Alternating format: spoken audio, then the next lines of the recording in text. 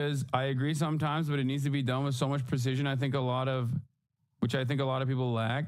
I mean, I understand why everybody fucking hates identity politics, because the most common way that identity politics has been used is basically weaponized against people that you are purposely misunderstanding the point of. It's rarely ever used against people who are actually engaging in the other side of identity politics: white identity politics, male identity politics, straight heterosexual identity politics, and things of that nature. Now, having said that, rad libs are fucking annoying. Okay? They are. And I say this as someone who is a man, okay? A heterosexual man, a heterosexual white man. So obviously I draw the ire of a lot of rad libs in the similar vein, and they are poison for coalition building. That is just the fucking truth. Okay? It's just the truth. And many of them, when they hear me say stuff like this, will immediately go back to writing Twitter posts. But ultimately, they're no motion ass motherfuckers. They got no motion whatsoever. So it doesn't really matter. So I let them chirp all day, every day. Okay? Now,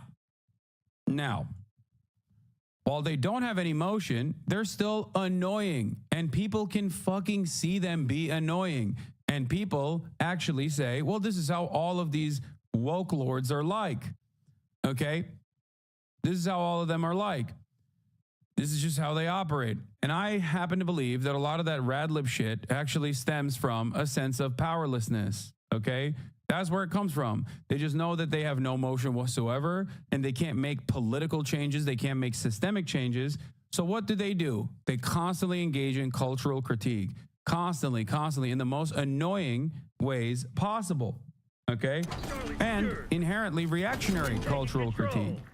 So it's fine. It happens. It's, just everybody knows it's annoying. Okay? Everybody understands it's annoying, but people still, try to do it. One example I will use of rad libs that used to have a lot of motion at the peak of the radical liberal anti-Trump resistance train in the first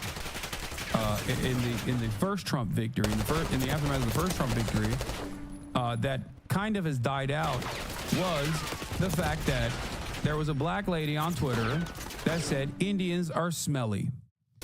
Then the white Cambridge University PhD olfactory writer person said, hey, this is really messed up. Don't call Indians sweaty. It's always shocking when I see other women of color put other women of color down and call them smelly. Okay? And then, lo and behold, the rad libs came after Dr. Allie Lukes and made her delete that tweet. She deleted the tweet and also apologized for engaging in misogynoir. It is not misogynoir to say, hey, don't say Indians are smelly. What the fuck are we doing? That is insane. The smell PhD lady was correct. Okay? It does not matter. Bro, why do you always have to talk about black women L's? Like, look away, it's embarrassing, please. Okay, I'm just using this as one example.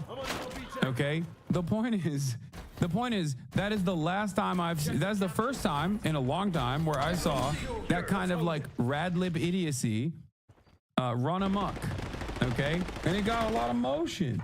What is this? I don't want smell lady to comment or quote tweet on indigenous issues, people or smells. I think she's collecting information and sourcing free labor and then trying to facilitate conversation about race. Like, sometimes when I read stuff like this, I genuinely think, like, did a CIA officer write this? And then I realized, like, no, this is just how people are. They're just mentally ill. I'm sorry. Like, if you are hyper focused on, like, engaging in wrecker behavior, okay, in an already powerless left coalition that seemingly can't be put together ever, you are mentally ill, okay? So you both don't want her to comment or tweet on it, but also are commenting that you don't think she knows indigenous people exist because she hasn't commented on it yet. You're mad at her for both actions she could possibly take and are determined to get outraged regardless. Yeah, I think she's collecting information and sourcing free labor and then trying to facilitate conversations about race without really centering white supremacy as something she benefits from. Like, I'm just setting up that boundary because white academics do source here and they fiddle, they prod, and they mine. She seems nice and well-intended, but I'm not into it. Like, this is a modern example, yes. Like, people shouldn't do this. And another thing that I always talk about, for those of you who don't know, okay? Another thing that I always talk about, if you're new here, maybe you're unfamiliar, maybe you've seen clips of me talk about these things and don't fully understand. Maybe you got duped into believing that I'm like this as well, okay? But I get very mad about stuff like this. And as a matter of fact, when clip me responding to someone like this in a heated moment and then say that I'm against that marginalized group or something, like indigenous population would be the group now, or trans people would be the group if I were to yell at like a radlib who is, you know, pro-trans and thinks I'm not doing enough or whatever. The thing that I get very frustrated about this kind of sentiment is because I can smell the fucking narcissism in it. A lot of people will literally just, in the left, that want to be kind people, that want to be open-minded people, will just will succumb to standpoint theory, okay? And we'll go, oh, this person could not be like narcissistic in an incredibly unproductive way because they are using emancipatory language.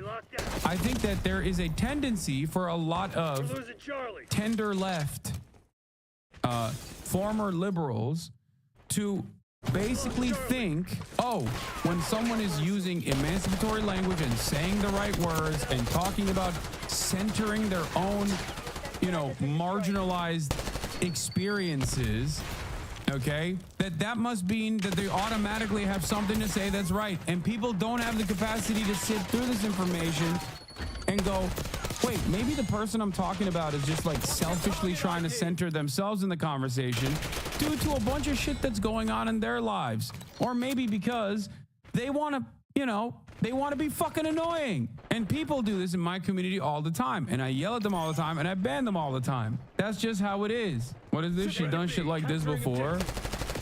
Were you also centering indigeneity when you accused Joyce Carol Oates of being too ugly to empathize with Marilyn Monroe? Wait, what? After the 2022 film Blonde, based on the life of Marilyn Monroe, faced criticism for failing to break away from the media's habit of fetishizing and re-exploiting women, Male Hot attracted controversy for stating that Joyce Carol Oates, who wrote the novel on which the film was based, a literary non-hottie, who shouldn't have written the novel, and women who look and act like Oates have no compassion or love for women like Monroe. What? Like, that one lady. Leftists tend to be too credulous of right-wing populists just because they use similar language. Like, I get it. It's a tricky environment.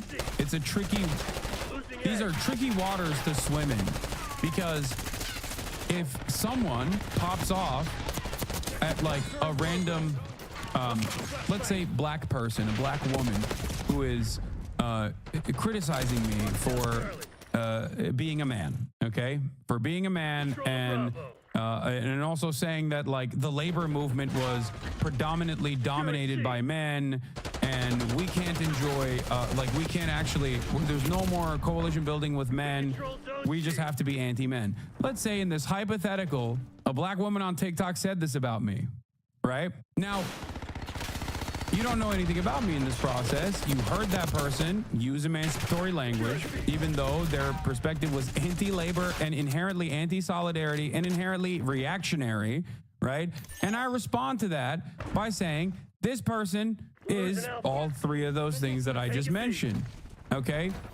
Well, if you yourself are a black woman or a black man, you've heard white guys that look exactly like me, that sound exactly like me, say disparaging things about black people a million times over. So it's understandable that you will go and look at that situation and go, that guy's a fucking misogynist. He's doing misogynoir. I get it. I understand. That's why I say these are tricky waters to swim in, especially when there is definitely an issue with a lot of leftist commentators, for example, online, and them not fully understanding like black liberation, black struggles, and black issues in particular, and oftentimes talking over black people. right? I try to do my best. By the way, the black woman example I gave you was a real person that really happened. But so I get it. I understand it. I understand how some people who come across as like-minded individuals can be totally blinded by their own personal privilege and actually say things that don't correspond to your lived reality, your lived existence, right? It makes sense. I get it. I guess the point I'm trying to make in this circumstance is that you should not succumb to the whims of radical liberal separatist politics, and instead try to operate on a Marxist framework that still abides by the class standard, where you don't actually cast aside different forms of oppression conducted through the basis of race, sex, gender, sexual interests or whatever, right? But ultimately, the thing that brings everyone back is supposed to be class-based. Okay, that's it. That's what that's the standard that I abide by. Okay, and I also personally understand that many people that have a lot of somewhat reactionary opinions have developed those reactionary opinions because of the systems that they exist under. Radlibs oftentimes will recognize before anyone else that America is a white supremacist nation that is heteronormative, that is built on the backs of slave labor and built on the principles of genocide. Is he talking about Jax? No, I'm not talking about Jax at all. No. As a matter of fact, my conversations with Jax are a perfect example of what I think is productive. Okay? This is a different TikToker. Jax and I have a disagreement, I think, on sex work. Okay? A difference in opinion on sex work. But that's fine, because outside of that, we agree on a lot of things. Like, we agree on the overwhelming amount of problems that American society is facing. Jax is also a TikToker, right? And the conversation between her and I led to a little bit of drama initially, right? Careful, Jax hates you again. Wait, she does? Oh, I didn't realize she hates me now. But it doesn't matter. No motion, as I said. But initially, that conversation was seen from the outside world as me, a white man, basically like, bullying and yelling at a black woman and being fucking ruthless and doing misogynoir or whatever, right? But ultimately, we came to the conclusion that, like, we have some disagreements, okay? So you're not saying marginalized communities can't talk about these identity issues? It's just that we shouldn't let it keep us from class issues and forming coalitions? Yes, that's exactly what I'm saying. And this doesn't mean you need to capitulate to racists or transphobes or whatever, okay? The switch up, I don't care. I still don't care. I don't care. Because once again, no motion, okay? You have to understand. It's purity testing being done all the time, and oftentimes being done to people who are like-minded. If you are a political commentator of my size, and I urge other political commentators that are large as well to not entertain these battles, okay? To not entertain these battles with people that are yelling at them, because it's stupid at the end of the day. Most people that have hated me throughout my, 5-year, 6-year career on Twitch have oftentimes come to recognize that maybe they misunderstood my perspective initially, or maybe realize that we might have minor disagreements on certain issues, but ultimately we're on the same side. Okay? That's it. Now, this does not mean, well, to be fair, you don't leash your dog. What? Okay. You can't, though. The entire slop depends on the drama. I know. What? Oh my God. Talking about black issues without having black women, more black men on the podcast is cringe, though. Dude, in a conversation where I'm talking about, like, radlibs engaging in wrecker behavior because the content doesn't suit their immediate purposes, being an inherently selfish thing that people engage in, and it's actually just a restructured form of narcissism that masquerades as real, valid critique, real valid progressive critique and you just proved exactly what I was talking about is crazy. Like, I am a rich white heterosexual man, okay? I'm a rich white heterosexual man. Virtually every single issue I talk about does not immediately hurt me, okay?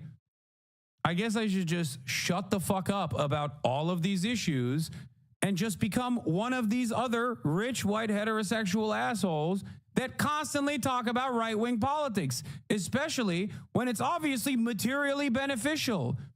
Do you not understand? This is at the heart of the problem. If you constantly push people, you can't expect them to always stay the course. Not everyone has a fucking strong tendency to abide by their moral compass.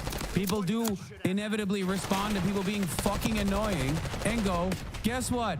This is why I left the left. That's how it works for some people, especially when there are so many financial structures that benefit people leaving this kind of annoying leftist politics behind and moving to the right. This is not a threat, by the way, before people just immediately assume, here goes Hassan.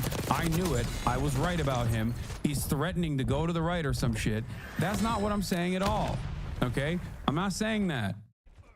And by and large, these sorts of subtle instances of critique that are inherently just people wanting to be recognized, wanting to be heard, that masquerade as like some broader, real, progressive critique of a progressive content creator are fucking annoying and also have a tendency to reassert reinforce the problem that I was mentioning, which is wrecker behavior. To be honest, as a black viewer, I just watched Knowing Hasanabi is not for black viewers, but to get white male marauders to understand what we already do. That's it. That's why I do what I do. My job, and the way I see it, is to get oftentimes white, okay, but sometimes not white, people to understand systemic racism. My job is not to teach trans people about trans existence. You know that already. You're trans, okay? The way I see it, my goal is to use this to try to build solidarity. Do you really think you'd have an audience if you overnight drifted to the right after all the years of what you've said? Genuinely curious on your take? No. It would take some time. I would have to slowly but surely, just like slowly but surely move to the right on certain issues. And then the backlash simply pushed me in that direction, that sort of shit. It's happened a million times over at this point. I mean, incredibly stupid people have been able to do this successfully, like fucking Dave Rubin and Tim Pool, So anyway, yeah, I also do have a firm belief that if you fucking left the left because you got annoyed with the left, and like you're just admitting that you have no moral compass. Like your heart wasn't really in it, I guess. Okay, Jax has always been right. Maybe, I guess. Yeah, saying that I'm a. If she was saying that, like, there's a bit of a switch up from what you said surrounding people and when people leave the left, it's not because of any kind of annoying people, but because they have no spine and no true basis in empathetic morals. I have no idea if I'm reading it right. No, I'm saying, I just repeated that. I am saying that. Yes. If annoying people are able to push you away, if annoying people that constantly egg at you are capable of pushing you away from your political trajectory, then yeah, your politics are not rooted within empathy. That's it. That's my point. Exactly. Delay, baby. Lamau, hit send on that shit before you explain that. Okay, thanks for the clarification. Yeah. She made a tweet about you with the Blake Lively situation saying that she was vindicated. Yeah, okay. Yeah, she's right. I fucking hate women, That's me. A woman hater. Who cares? It doesn't matter. I never saw it, and I never would have seen it if you guys didn't go and search it out. You know what I mean? Do you not understand? So, but that's the thing. That's the point, right? Like, there are certain things that people do that are, I think, completely unacceptable, right? Like, nothing is impossible to atone for, but there are certain things that if you do and you've done consistently and you keep doing, like, I don't know, fucking recording people without their consent while you're fucking them and then like sharing that with other people that you want to fuck, like, that's unacceptable, okay? That's ridiculous. But outside of that, like, and that's just one example that's top of mind right now because of the Epstein stuff. But what I mean is, like, people that go, oh, dude, I knew it. This guy was always a woman hater, and I'm just going to spend the rest of my understanding of his politics to look for any marker whatsoever that corresponds to that bias that I've cultivated, then yeah, you're going to think that way no matter what. And there's nothing I can do about it, okay? The point I always make is this. If I was such a fucking woman hater, or if I was such a transphobe, if I was so anti-black, why wouldn't I just say it? It's infinitely more profitable for me to be that way. You understand? Like, why wouldn't I just say it then? Why would I play the secret song and fucking dance? Do you see what I mean? Like, what? Is it the long con? Like, that's it. What? You might have BPD. Critique is annoying. I'm one of the good ones. Deflect the worst behavior. I'm not a rapist, so I must be a feminist. Some people are motivated by things other than money. Yeah, like you. You're motivated by the unimaginable amount of mental illness that you're demonstrating in the chat right now. Is that what I said? 15-month subscriber. This is precisely why I say, like, this shit sucks, okay? It sucks. You always get mad at me? Yeah, because you're fucking mentally ill and fucking annoying in the exact ways that I'm describing how people think leftists are. That's why. Because you proved the fucking example while I'm in the process of describing what's fucking annoying about the way people think the leftists are. Use your fucking brain. Radfem, I'm a misandrist. I don't care. I don't care that you're a radfem or a misandrist. Ultimately, what the fuck is a misandrist? Again, powerless. That's the point. You're powerless. As a misandrist in a patriarchal society, you have no fucking power. So what do? The only power you have is to annoy people like me. That's the only motion you have. So you just constantly unload. That's it. That's the point. That's literally, you are proving the example that I'm giving you. Like, people who self-describe as being misandrists are so funny. Dude, what are you saying? You're just coming across as annoying to people that are already hostile to you because you are a woman, okay? And then on top of that, now you're saying, no, like, I'm not just a woman, I'm also an anti-man woman. Okay, like, I get it. I get why you would be that way. But it's crazy to me. One in chat of misandrists? Okay. Anyway, and me too. I'm a misandrist as well. I'm dying. This has a parent yelling at his child in the backseat, be normal all over it. Yeah, I mean, that is a big chunk of what I do, really. But my point is, I am not your enemy. And if you think I'm your enemy, well, I might not be able to solve those problems. Okay? That's it. Like, if you think my output is inherently hostile to, and you know, playing a formative role in making people be anti-women, for example, it's like, yeah, I guess you're right. What do you want me to say? You know? But regardless of how fucking annoying that person is, okay, that's not going to change my perspective. That's my point. Every single group online that carries the torch of whatever marginalized position that they come from, whatever marginalized background they come from, have yelled at me and said that I am insufficient or outright hostile to their objectives, to improving their lives. Every single one. And my position on none of the issues I talk about has changed.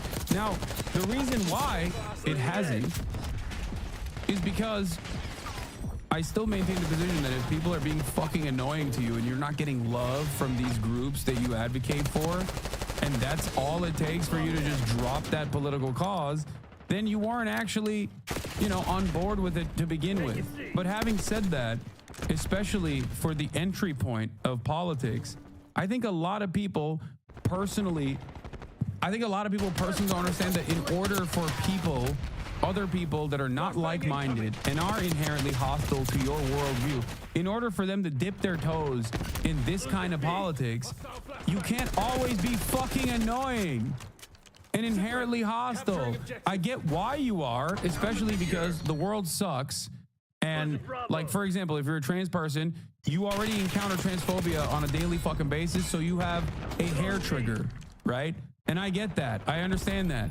But, you know, try to go against your judgment here in this environment, specifically so that we are more welcoming of people that aren't immediately open-minded to the way that you exist, because most people are not.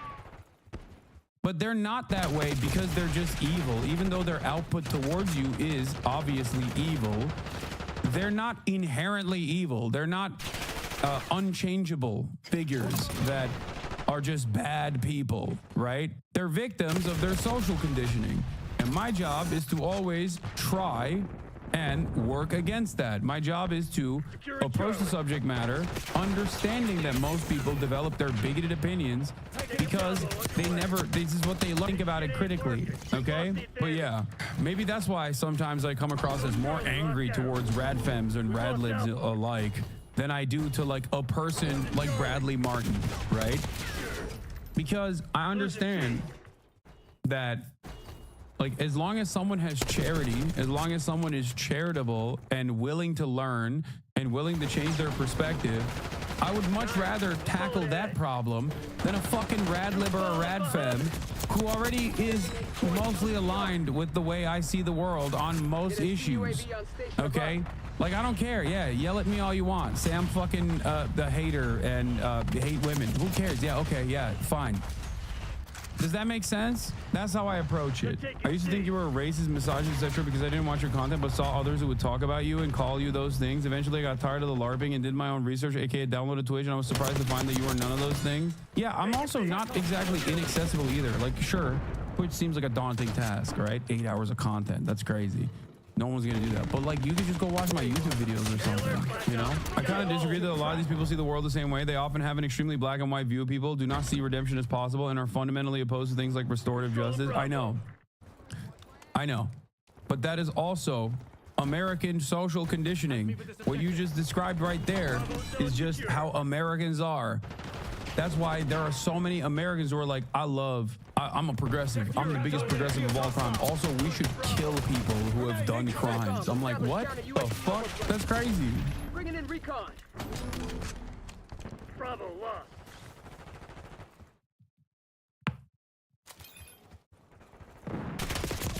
I used to genuinely be a misinterest because of TikTok, and I started hating your content because I thought you were misogynistic, but I realized even though you may have some blind spots, you really do try to understand women and aren't against us in the same way that Andrew Tate is, lol. I can't expect everyone to have identical politics to me, and you're right. We generally morally align, so I need to chill for real. That's my hope. My hope is that people will arrive at this conclusion where it's like, you can have disagreements with people, okay? It's normal. It's, dare I say, healthy, okay? As long as you don't let those marginal disagreements become the only point of contention and the only thing that must be discussed at all times, because that spells disorder, that spells chaos, that is wrecker tendencies that a lot of leftists have, okay? I used to literally mix you and Tramrex together and dismiss you. Yeah, there's also an entire infrastructure, an entire industrial complex of content creators who present themselves as like apolitical drama slop tubers that fucking despise me and will literally say I am every bad thing combined. Sometimes in the same video, they'll say, I'm anti-white, I'm an anti-white racist, and then they'll turn around and say, I'm an anti-black racist. It does not matter. The entire point is to disparage me. So obviously, I don't fault people for, coming to those conclusions without actually, going through the content themselves and figuring it out on their own. But I do always maintain the position that as long as you stay in here for an extended period of fucking full video about any subject matter that you saw a clip from, you will most likely realize that you were duped initially. That's why this community is now filled to the brim with people who are like, I misunderstood your position because of all the clips that I had seen. Yeah, D fans will start doing Berlin stuff under every mildly positive post about you. I know. They immediately will just be like, they found that one tap, that one vein to tap over and over again, where they'll just like fucking totally lie. Like you did with Candace Owens. Wait, what? Candace Owens? Candace Owens is a right-wing content creator that did a documentary about how George Floyd was not actually killed by a police officer, but instead was he actually died because of a drug overdose. Like, what the fuck are you talking about? She's a white supremacist. I remember that guy who made a cartoon about how socialists become fat cats at the height of your house controversy, and I was like, yeah, fuck Hassan. See, that's the other thing. A lot of that is just repurposed old school Red Scare anti-socialist propaganda that is being applied once again, and other people who think that they themselves are progressive-minded people literally fall for it, okay? I used to occasionally watch another leftist account who didn't like you, so I was like, oh, I guess he's just an asshole, but I came here and agree with the vast majority of the time. I think you're not bad. Thank you. Anyway, I literally saw someone on Reddit today describing you as an anti-Semitic sex tourist. Yeah. No, they say that. They used to say that all the time. They said that when I went to Japan. They were like saying I'm a passport bro.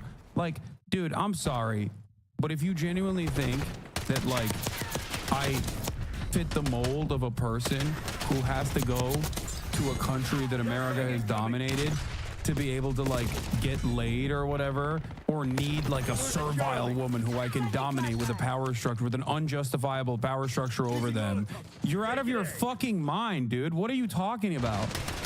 Like, you can say that about a lot of people, okay? But saying that about me is fucking hilarious. Like, what are you talking about? No, I'm not a passport bro. Yes, you're right. I'm something much worse than a passport bro. I'm a fucking weed. Anyway, hold on. This is sick. Every opinion of yours, I do agree several points, mostly regarding the wildly bad America has done and still does, but I enjoy watching your stuff because it's always good to have another voice in the room to bounce thoughts off of. No, the Trump interview hasn't come out yet. We were waiting for it. Can you interview Trump? No. Let's get back to this Bloomberg article now, okay? I think we definitely figured out why it's much more difficult for someone who is of sound mind and reasonable to build a sizable left-wing audience. I think this little wonderful sidestep showed exactly why most people don't want to do this shit, okay? And don't touch it with a 10-foot pole. And a lot of apolitical people also stay far the fuck away from this kind of politics, you know?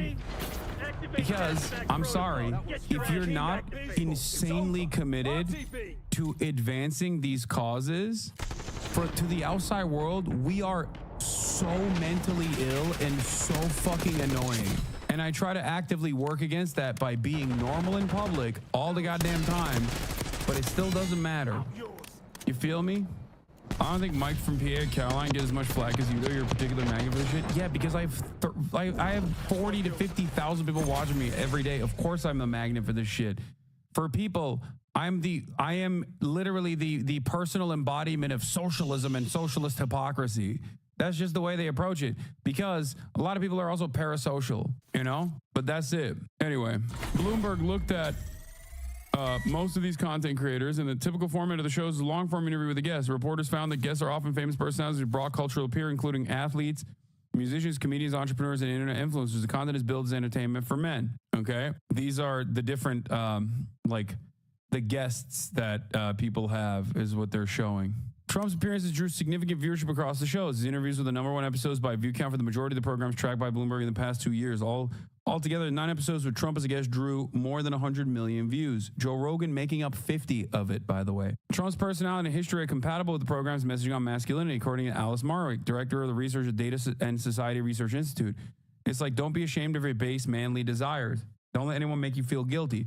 Don't let anyone take you down, she said.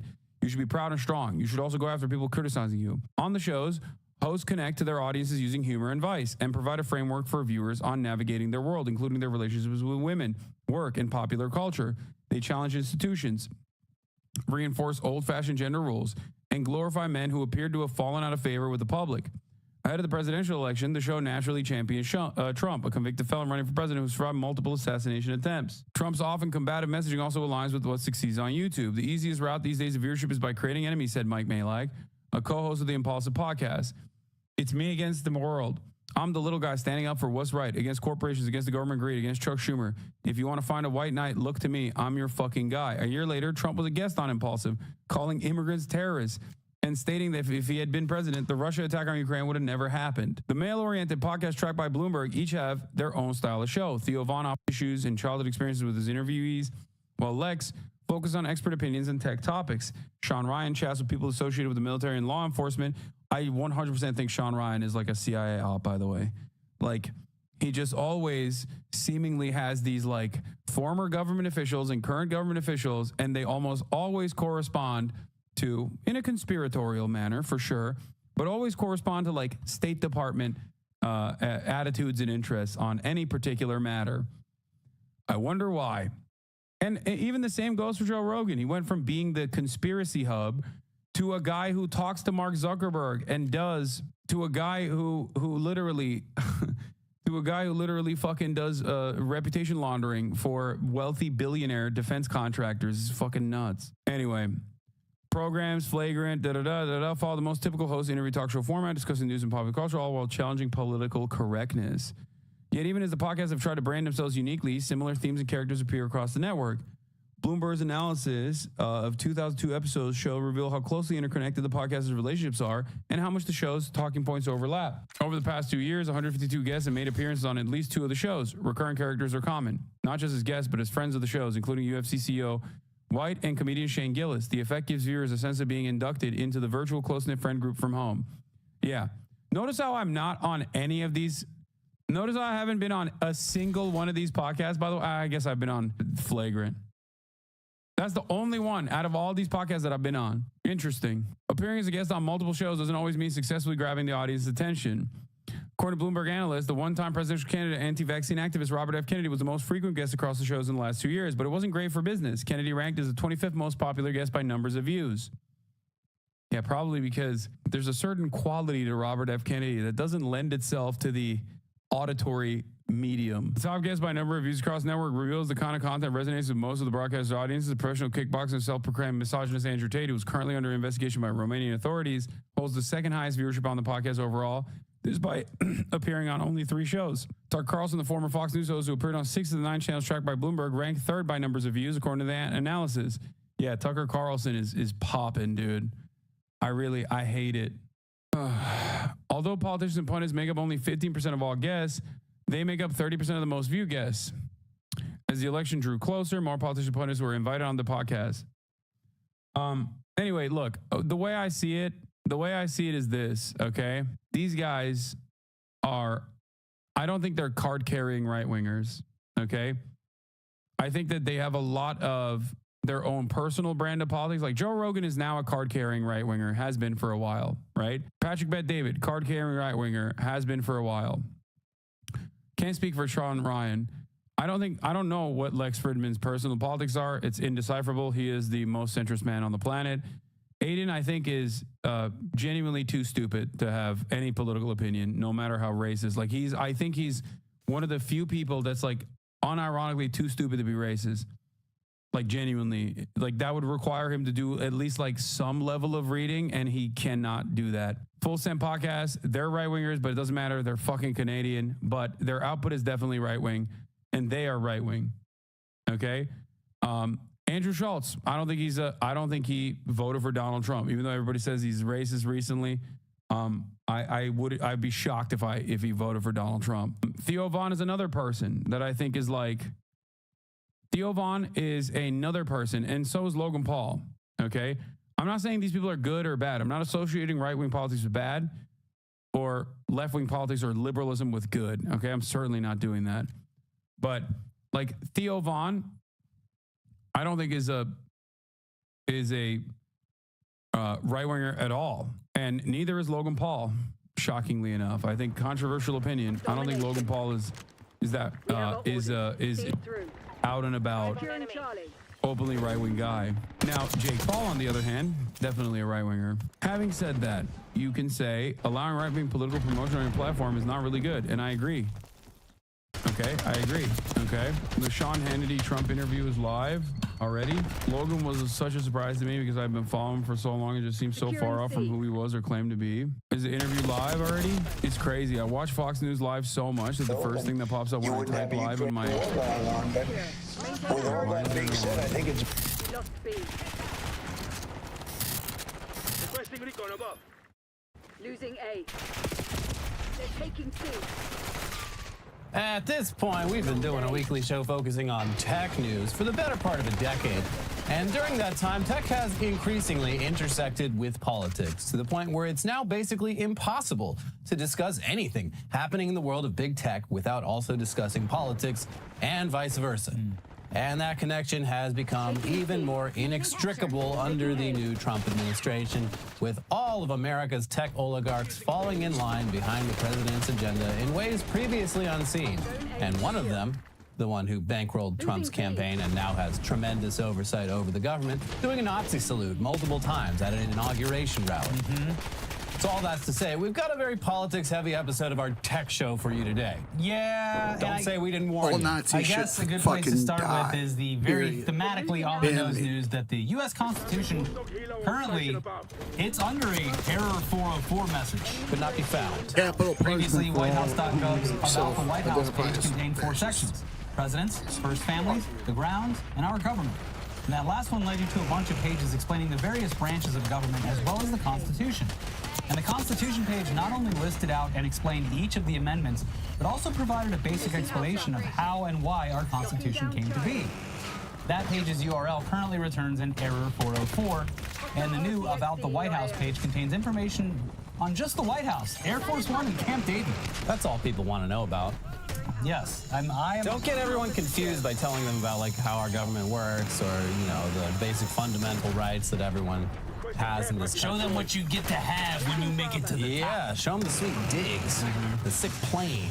Well, kind of weird considering how much Trump and his supporters claim to love the Constitution. You'd think they'd want it on full display. But we have some sneaking suspicions that Trump might secretly not love the Constitution. And one indication that that's the case is his executive order abolishing birthright citizenship, which is directly at odds with the very first sentence of the 14th Amendment. And it's nice to see that at a time when so many are bending the knee, attorneys general for nearly half the states in the country immediately sued to stop this unconstitutional madness. So, quick shout out to New Jersey, Massachusetts, California, New York, Connecticut, Rhode Island, Michigan, Colorado, Delaware, Nevada, Hawaii, Maryland, Maine, Minnesota, New Mexico, Vermont, Wisconsin, and North Carolina, plus Washington, D.C. Also, special shout out to the ACLU.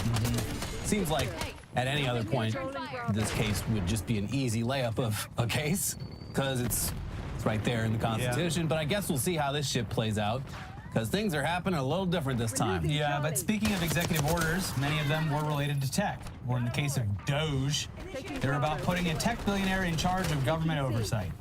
And ever since the Department of Government Efficiency was announced, the big question has been how the hell something like that would actually work, especially with Musk not technically holding a cabinet-level position. And it turns out Doge isn't even a new department or even a new entity.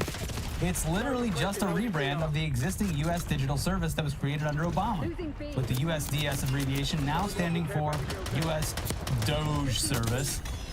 Yes, that's an abbreviation within an abbreviation. Hell yeah. Very efficient, of course. Very efficient. Efficiency is the #1 goal. We got abbreviations contained within abbreviations. That's right. Down here at Doge. Now, as for what this means for how Doge will work, here's Business Insider. Experts said bringing Doge inside the federal government could avoid legal headaches. Minutes after Trump became president, Doge was hit with 3 lawsuits. But it also raises new issues. Doge is now subject to new transparency and ethical rules, particularly around public information laws. Honestly, I think that they should put into law whenever they say Doge, got a dab. Securing C. Taking Bravo underway. Elon Musk runs Doge. Taking Being a part of the government also means Musk can't use his private fortune to fund Doge's operations. Though one expert told BI that there would likely be easy ways for Musk to get around those limits. Yeah, no shit. Doge's mission, per the executive order, is now to implement the president's Doge agenda by modernizing federal technology and software to maximize governmental efficiency and productivity. Meanwhile, Trump's Office of Personnel Management is making moves reminiscent of Doge's initial goals, asking federal agencies to put together lists of workers they could easily fire. Cool. And a lot of those workers did get fired at 5 p.m. today if they had anything to do with any perceived DEI initiative. Yeah, basically, if they're not white, clearly they weren't qualified for the job. So get them out of there. So Cool, and since we're on the topic of Elon, we might as well get the rest of it out of the way. And thankfully, it is not much, and it is relatively boring compared with his multiple Hitler salutes that we already covered this week, which is, again, it has been fascinating, infuriating. He's just stimming. But he's stimming. The It's past autism. 24 Everyone with autism does a Sea Kyle all day long. The past 36 hours or so has been a very telling window into the future of, actually that didn't happen, Yeah. and if it did, it's fine. What you think you saw, you're wrong. Now, for starters, that Hitler salute seems to have been the last straw for a lot of people. And the reaction across a lot of big subreddits has been to finally cut the cord and ban links to tweets.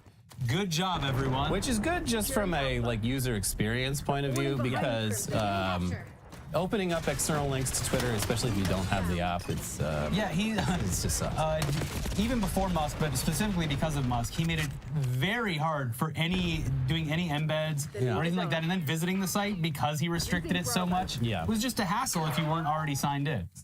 But anyways, here's 404 Media with all the news on that.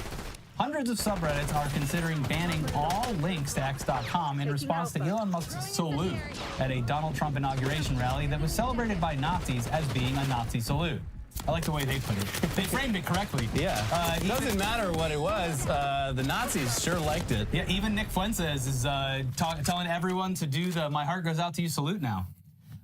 Their reporting continues. The moderators of dozens of those subreddits have said that they have decided they will ban all links to X.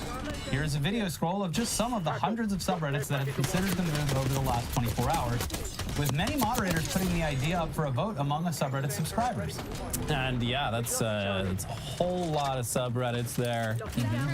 The article continues. The bans have run the political gamut, with the subreddits for many cities and states, such as r/New Jersey, r/London, Ontario, and sports teams banning all Twitter links. r/Christianity banned Twitter links with a GIF in which Musk's salute was put side by side with the neo-Nazis. Some subreddits are allowing screenshots from Twitter, but not direct linking. Big sports subreddits such as our NFL, our hockey, our baseball, and our NBA are all considering a ban, with moderators saying they will announce decisions shortly. A poll in our baseball shows that users are overwhelmingly in favor of having links banned in the subreddit. Again, the best sport. And we got plenty of freaks of our own that like baseball. Lots of freaks that love it and play in it. Yeah, that's true. They also list off other big subs like Formula One, comic book movies, and Made Me Smile, which have either already banned Twitter links or have asked their community about it and received overwhelming responses saying, yes, please do it. Now, it's unclear how much of a dent, if anything, this will make in Twitter's traffic, but what's clear is more and more people see using Twitter as an endorsement of Elon Musk and his politics, and aren't going to use it if they don't have to. No, it's an endorsement of him. Yeah. So don't use it. BlueSky's working just fine. They actually added a video feed. They did. It's not great. Yeah. Needs some content, that's for sure. It is literally just kind of dead. They TikTokified just a normal video feed, so it's like horizontal videos. Yeah, now you can watch Aaron Rupar's captures from the TV, but on a endless flipping feed. through it. Yeah. But well, if more people get there, No. Anyways, moving on to the Trump executive order that everyone saw coming, and speaking of TikTok, the 75-day extension on TikTok's ban. We've already covered the absurd chain of events leading up to TikTok's ban, and its miraculous, oh my God, amazing rise from the dead a few short hours, not even 3 days, a few short hours later. Better than Jesus. Yep. And they, of course, made sure to directly credit Trump with that. But it's Thank you, President Trump. But it's very clear that aside from getting the credit for saving TikTok, Trump still believes in banning TikTok if they fail to sell themselves to a U.S. buyer. He just thinks he'll succeed there where Joe Biden failed. TikTok remains unavailable in the app stores, and it appears it'll stay that way until they change ownership. Whether Trump can actually succeed here is unclear, since ByteDance already played chicken with the U.S. government once and won, but Trump's taking a more hands-on approach than Biden in making a deal happen. So it's the art of the deal. Deals are his art form. Yes, this is actually his Iran-Contra agreement, not the Israel-Palestine deal. Yeah, this was planned out before to hurt Biden the worst way possible. Here's CNBC. President Donald Trump said on Tuesday that he'd consider the possibility of Tesla CEO Elon Musk or Oracle chairman Larry Ellison purchasing TikTok. At a press briefing to announce a joint venture for investing in artificial intelligence infrastructure, Trump was asked by a reporter if he was open to Elon buying TikTok. I would be if he wanted to buy it, yes, Trump said in response. I'd like Larry to buy it too. What I'm thinking about saying to somebody is, buy it. Give half to the United States of America, Trump said, and we'll give you the permit. Trump said ByteDance would have the ultimate partner in the U.S., which would make it very worthwhile for them in terms of the permits and everything else. The permits. We love permits. You need permits. He's a real estate guy. I know. You got to get the permits. That's unclear what the hell he means with permits. It's just a stand-in for any paperwork or law or anything. The permits. Yeah. But Trump spent most of his life as a real estate developer and seems to view the world in those terms, so... To everyone else's detriment. Yeah, again, you have to do a little bit of deciphering when Trump talks. The permits. Anyways, as stupid as selling TikTok to Elon Musk seems, it's apparently an option the Chinese government has seriously considered, as reported earlier this month in Bloomberg. A potential high-profile deal with one of Trump's closest allies holds some appeal for the Chinese government, which is expected to have some say over whether TikTok is ultimately sold, said the People. Musk spent more than $250 million supporting Trump's re-election and has been tapped for a prominent role in improving government efficiency after the Republican takes office. Under one scenario that's been discussed by the Chinese government, Musk's X, the former Twitter, would take control of TikTok US and run the business together, the People said.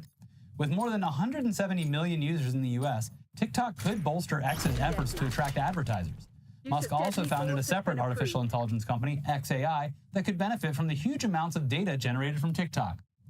And this is clearly better than the current situation. Well, the Chinese taking our data, harvesting it for their nefarious purposes? No, no, no. Elon Musk taking our data and harvesting it for his nefarious purposes? Yes, please. Bring that boot over here. I want to lick it. Not just that, but as long as Daddy gets a taste too. Yeah, I mean, I get where the Chinese are coming from with this, because it's just like, everything is a fucking grift now. Yeah.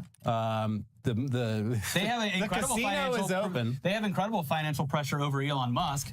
That's right. So it just seems pretty obvious that this is something that you would want to be involved in. Also, like, based on his track record, he's just going to ruin it. So, like, I don't know. The thing that will suck the most is if he gets, like, just retroactive access to all of that data for his AI. I mean, it's still not even clear, like, how any of this shit would work. Like, you know, because if he was confident that the X current install base would use a video sharing app, he could, and has already teased multiple times but hasn't done it, revive Vine. It's too late. Exactly, yeah. So they want this for a reason. And it's not just to share funny videos on a platform. I could see his dumbass changing the name of TikTok to Vine. Yeah. Which, like, once again, you're taking literally you're buying the brand. Yeah. Which then the brand awareness and ruining it by changing the name to something much less recognizable, especially with the target audience, teenagers, who were not born yet when Vine was around. Again, much like with the purchase of Twitter, there are almost certainly nefarious means going on behind the scenes here. Yeah, this was, they'd be getting a lot more out of it than just Elon's money. Elon doesn't care about you sharing funny videos. Anyway, they don't even address it in that article, but it seems like the kind of thing that would usually raise some pretty big antitrust red flags, because, like, he already owns X, he owns many other companies, I don't know. Usually that would raise concerns, but hey, we live in hell now, so it probably won't matter. No. I mean, clearly, aside from the many other perks that guys like Zuckerberg and Bezos are getting out of their new alliances with Trump, they're also positioning themselves as potential TikTok buyers. I fucking said, saying this for so long. Yeah, it's they all see there's blood in the water, and they want to at least, even if the chances are low, it would be foolish of them to ignore this opportunity and not at least be waiting in line to catch TikTok when it falls, and hope that TikTok gives them the rose at the end of the episode. The one positive thing that I can see coming out of all of this is that we eventually do get a much more actual decentralized internet that people pay to support, because the other options are going to be working with technology. Yeah, I mean, this is all making a great case for it. I pay for a search engine now because Google sucks that bad. It's just going to take a while.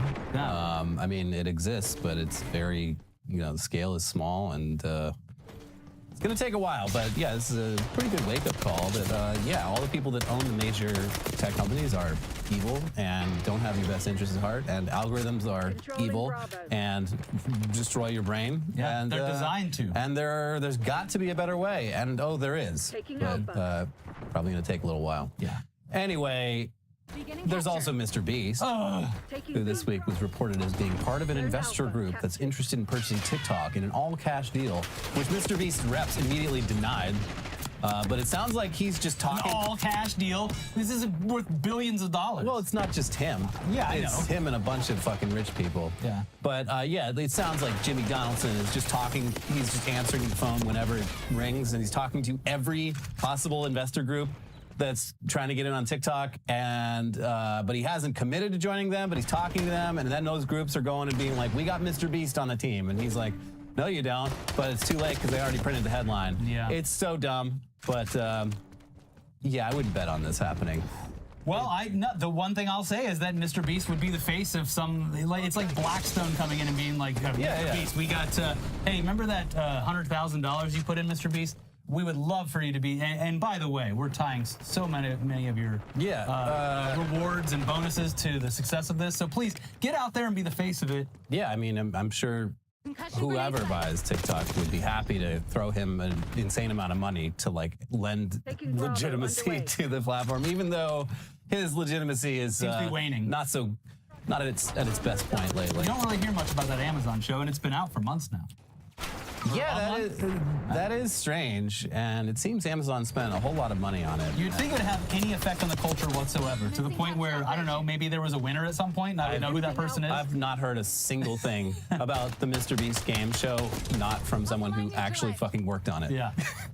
Anyways, even if TikTok survives via a sale, a lot of its users have become so disillusioned by how this has played out and the continuing uncertainty of it all, that they're done with it, or they're just actively looking to migrate. They're refugees. Again, we talked last week about the sudden influx of American users to Chinese language TikTok competitor RedNote, and we imagined how surprising this must have been for RedNote's owners, whose user base is overwhelmingly Chinese, of course. Well, since we covered that news, it's come out that RedNote has been scrambling to hire English-speaking content moderators to deal with this, and also may be planning a way to segregate the feeds of its US-based users from its users in China based on IP address, which a lot of Chinese users based in the US are not very happy about. But China doesn't want too much uncontrolled American influence on its citizens, which, yeah, pretty ironic considering everything else about this mess. Yeah. Also, it's going to be too late. I'm sorry, but let the Americans in. I'm not talking about, you know, imperialism. Come on, American culture is kind of fun, China. Don't totally hate it. There's parts about it you don't like, I get that. But Americans are the funniest people, and you should appreciate that. Don't let the planet use the fun. And gaming, bro.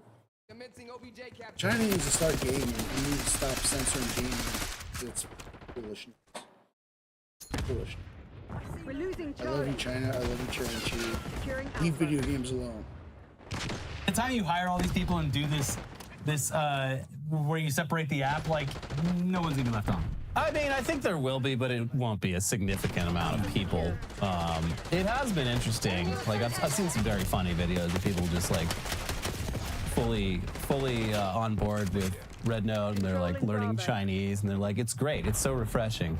I feel like at least a few of those people will stick around because it is fascinating. But it's a nice change of pace. My favorite screenshot is the one where some who claim to be a user of RedNote said, wow, the U.S. minimum wage really is $7.25. I thought that was my country's propaganda. Yeah, it's been an interesting like cross-cultural dialogue, which both countries don't really want. Although I feel like China is being a little overcautious here because they're clearly winning the battle of ideas here. Yeah. Like, so many people are just like, wait, they're just looking at Chinese people living their lives, and they're just like, oh, this.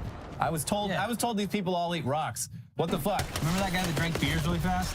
Yeah, Hong Zai. Yeah, he's probably doing fine. Yeah, he is. I don't think he drinks the beers so much anymore. It sounds like his wife made him cut it out. Listen to her. But he posts still occasionally. Yeah. The king. Yeah. Red Note isn't the only TikTok competitor gaining users in this time of uncertainty for TikTok.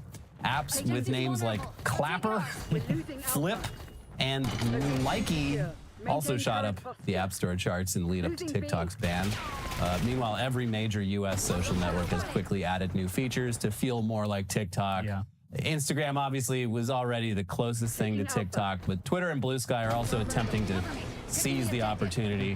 Here's The Verge. While TikTok is already crawling back online in the U.S., uncertainty around the video platform's future has created an opportunity for BlueSky, X, and others to seize. Over the last few hours, both social media platforms introduced new features, including dedicated tabs and feeds for video content that make it easier for users to discover and watch vertical videos in their apps. Yesterday, Instagram announced a new rival to CapCut, the video editor owned by TikTok's parent, ByteDance, just after it went offline in the U.S. We had to get in on the video action too, said BlueSky with the launch of customizable feeds for videos. Users can swipe up or down on these feeds to flip through videos and create targeted feeds that only pull video content from specific hashtags, such as this BookSky feed that riffs on TikTok's Book Talk reading community. Again, the BlueSky thing works fine. Yeah, functionally. But there's no content there. Yeah. There's just nothing on the site in the form of short or long form video. Yeah. So it has the chance to be better, and also, yeah, it is nice that you can whittle down to your specific things. It's just customizability is the best part of an open source algorithm, or not even an algorithm. It's just an open source. You can make your algorithm whatever the fuck you want it to be. And over on Twitter, like I had accidentally got into their video feed for. It's all just like snuff films. Yeah, it's like rotten.com. It's fucked up. Yeah. That's what people are posting there. Yeah, it's a really Your content is only what people are uploading. It's a really awful place. Yeah, I mean, we're obviously both no longer using Twitter and have fully migrated to BlueSky. I don't even have I haven't had the Twitter app on my phone for I can't remember. I still have it because there's so many times where someone links to something and I have to fucking open it, because opening Twitter links in like just a web browser is I just give up. Yeah. Yeah. So, anyways, this is obviously more intriguing to us, the whole BlueSky video thing, but it's also intriguing because BlueSky's open source nature means there's multiple third-party apps in development that basically take your BlueSky feed and just turn it into TikTok. The thing is, BlueSky currently only supports videos up to 1 minute in length. There's not a ton of accounts posting much video on there, and the video content that is on there is mostly just news clips and things of that nature. Not the sort of videos that you see on TikTok that are clearly shot and edited specifically for that format. And maybe that's fine. Yeah, we don't need brain rot on BlueSky. But it does go to show you that you can't just make TikTok happen by adopting a TikTok UI. Yeah, it would be cool to see people start posting content to BlueSky, but it's doubtful it will make for much of a TikTok replacement. They really need to, and I believe if they expand the video length, I would be happy to start posting on there. And that's what I'm saying is that there's already been people who have raised their hand and said, yeah, I'll pay for BlueSky if I can get perks like extended video upload time limits. They've said it's in the cards, but they have a roadmap that has a lot of shit on it. I think there's still like less than 100 people working for BlueSky. So it's still early days, and I think this could happen much further down the road. Yeah, I agree with Ben Collins posted today, Tim Onion. Yes. That, I am, just like him, very thankful that BlueSky exists just the past week alone. Yeah. Yeah, I'm just happy there's another option besides Elon's I can thing. see what's happening. I can stay abreast of the news, but I don't have to lose brain cells by yeah. I don't have to go into the German beer halls to check out what's going on. Yeah, it's upsetting, but it's less upsetting than I guess it would be otherwise. Anyway, while we're on the topic of China, it is kind of interesting that all the talk about how dangerous TikTok is has overshadowed the fact that there was recently an actual bona fide national security incident involving allegedly state-sponsored Chinese hackers breaching the U.S. Treasury Department. Here's Reuters from last Thursday. U.S. Treasury Secretary Janet Yellen's computer was hacked and unclassified files were accessed as part of a broader breach of the Treasury Department by Chinese state-sponsored hackers, Bloomberg News reported on Thursday, citing two people familiar with the matter. The computers of two of Yellen's lieutenants, Deputy Secretary Wally Adeyemo and Acting Undersecretary Brad Smith, were also breached, the report said. The hackers accessed fewer than 50 files on Yellen's machine, Bloomberg said. And yeah, that kind of underplays it. Reportedly, the hackers, which is a group, I think they're calling them Salt Typhoon. Cool name, I guess. They got into more than 400 computers and accessed thousands of files containing a lot of information on topics like, sanctions and stuff like that. Very items relevant to China's interests. Yeah. Most of it sounds like it was unclassified, but yeah, this is still bad. And it's weird that TikTok, being a big old threat, has overshadowed like this. Well, where do you think the hackers learned it, Elliot? They learned it on TikTok, right? And they learned it from you, Dad. So if TikTok being owned by China is bad, I mean, you got to assume the new administration is taking this actual hack very seriously. But you'd be wrong. Here's TechCrunch. On Tuesday, a day after Donald Trump's inauguration as the new U.S. president, the Department of Homeland Security told members of several advisory committees that they were effectively fired. Among the committees impacted is the Cyber Safety Review Board, or CSRB, according to sources familiar with the board who spoke to TechCrunch, as well as reporting by other news outlets. The CSRB was made up of both private sector and government cybersecurity experts. One person familiar with the CSRB, who received the letter informing them that their membership in the CSRB was being terminated, criticized the decision. Shutting down all DHS advisory boards without consideration of the impact was horribly short-sighted, the person, who asked to remain anonymous, told TechCrunch. Stopping the CSRB review when China has ongoing cyber attacks into our critical infrastructure is a dangerous blunder. We need to learn from Salt Typhoon and protect ourselves better. The fact this isn't a priority for Trump is telling.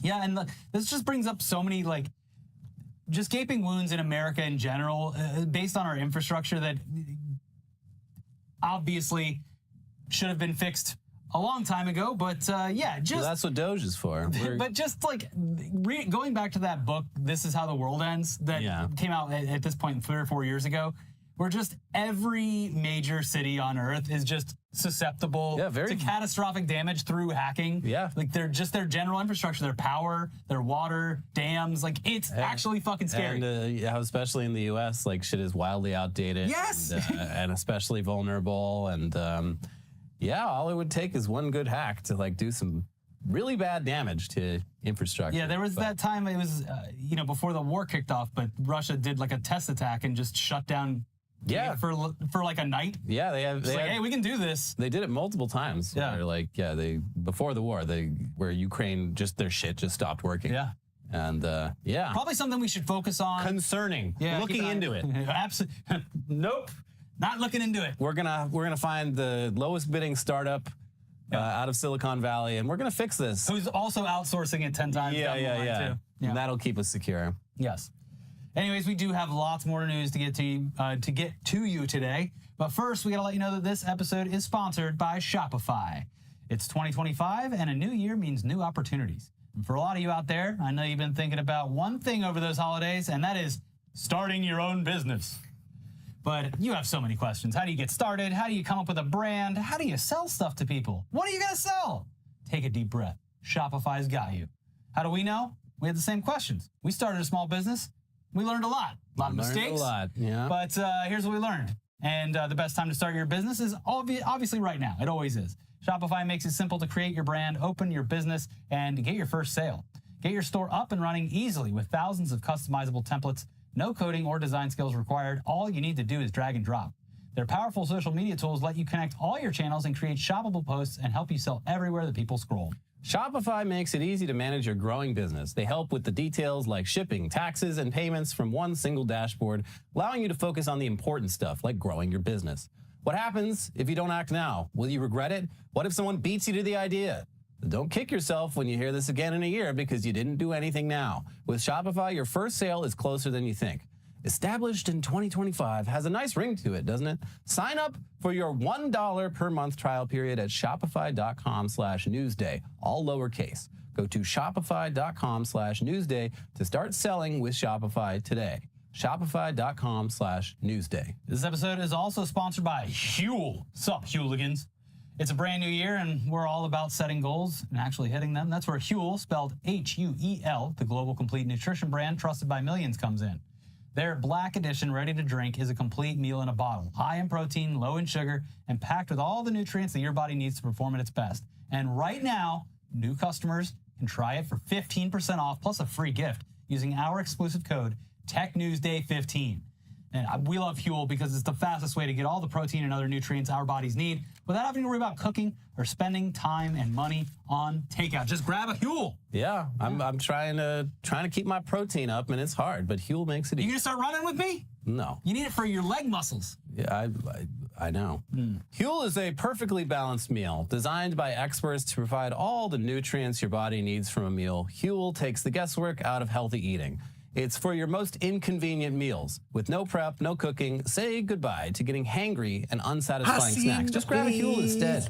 They taste so good. Huel shakes actually taste like a milkshake, and they come in delicious chocolate or vanilla. Bonus is they're low sugar. Lastly, Huel is incredibly affordable. With high-protein meals less than $5, it's a budget-friendly option that we're genuinely excited to talk about. My personal favorite is the Black Edition Ready to Drink because, yeah, it's got a whopping 35 grams of protein plus 27 vitamins and minerals, all in one handy bottle for those sweet, sweet gains. Access to quality, quick, and easy meals hasn't been this easy and tasted this good since ever. Don't believe me? Take the leap and join the community of Hueligans with this exclusive offer for new customers of 15% off plus a free gift with the code TechNewsDay15 at Huel.com.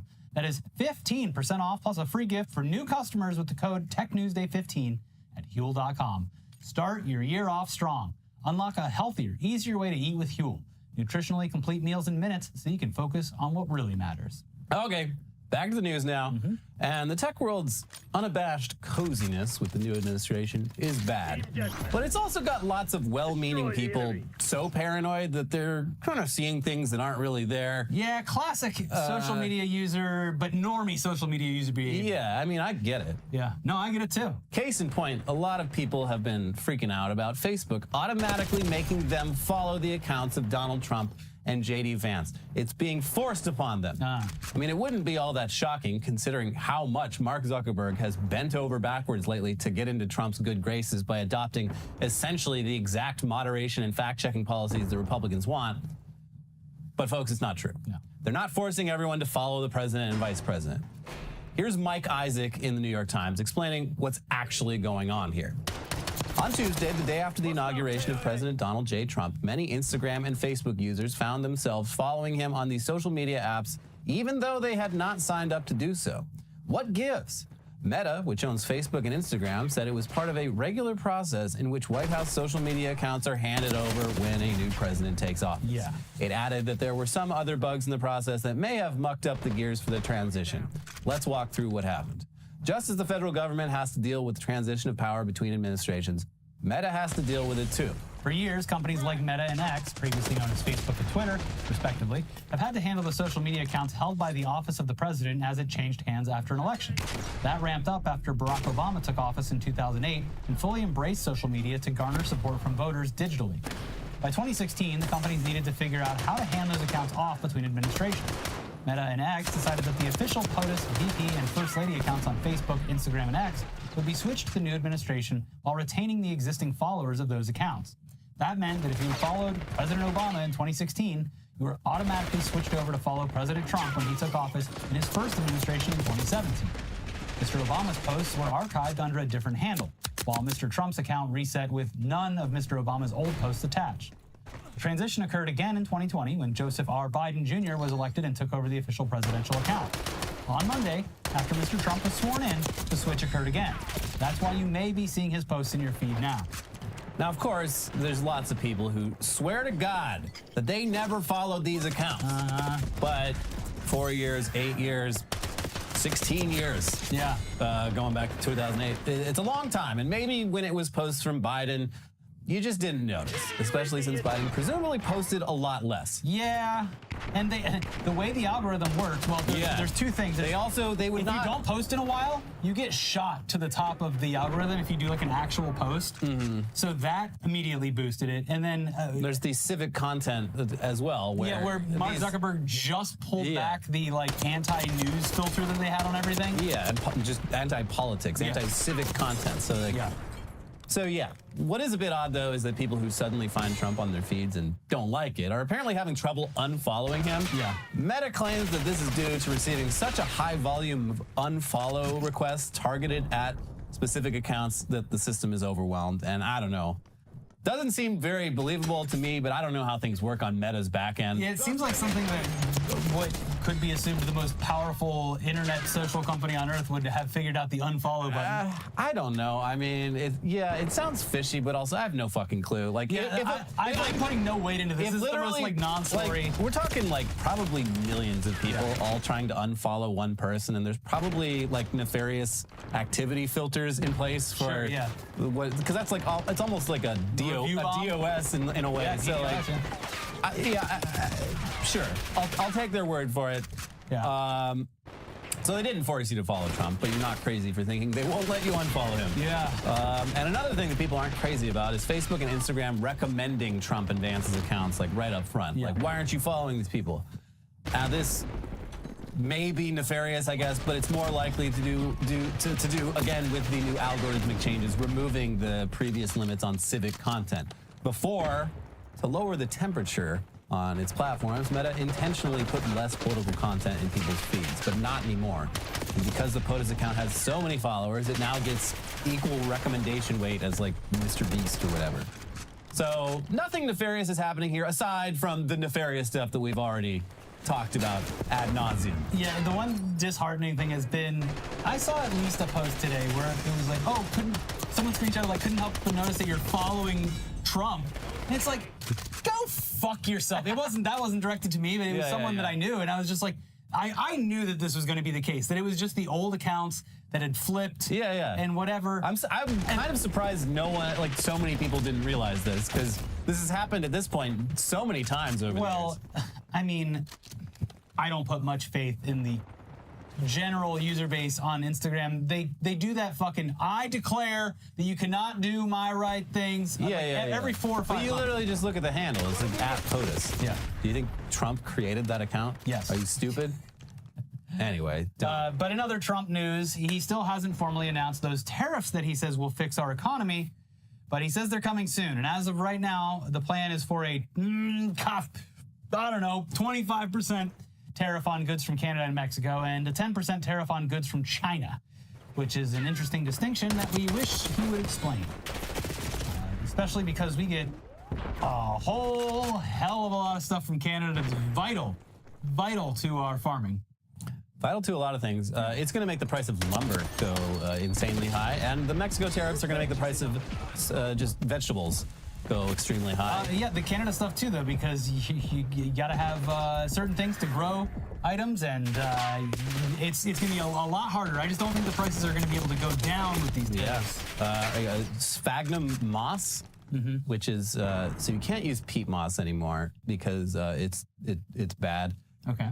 It's great for growing seeds. Yeah. It's the best thing for it, but like over hundreds of years, we've ravaged the Scottish countryside, and it's an ecological disaster. But turns out up in Canada, they've got their own peat moss called sphagnum, which does the exact same thing, and it'll take like 1,000 years to get even close to getting rid of it. And it's cheap, and it's great as a growing medium, and it's about to get so fucking expensive. Yeah. So gardeners, get it while you can, I guess, or switch to coconut coir. There you go.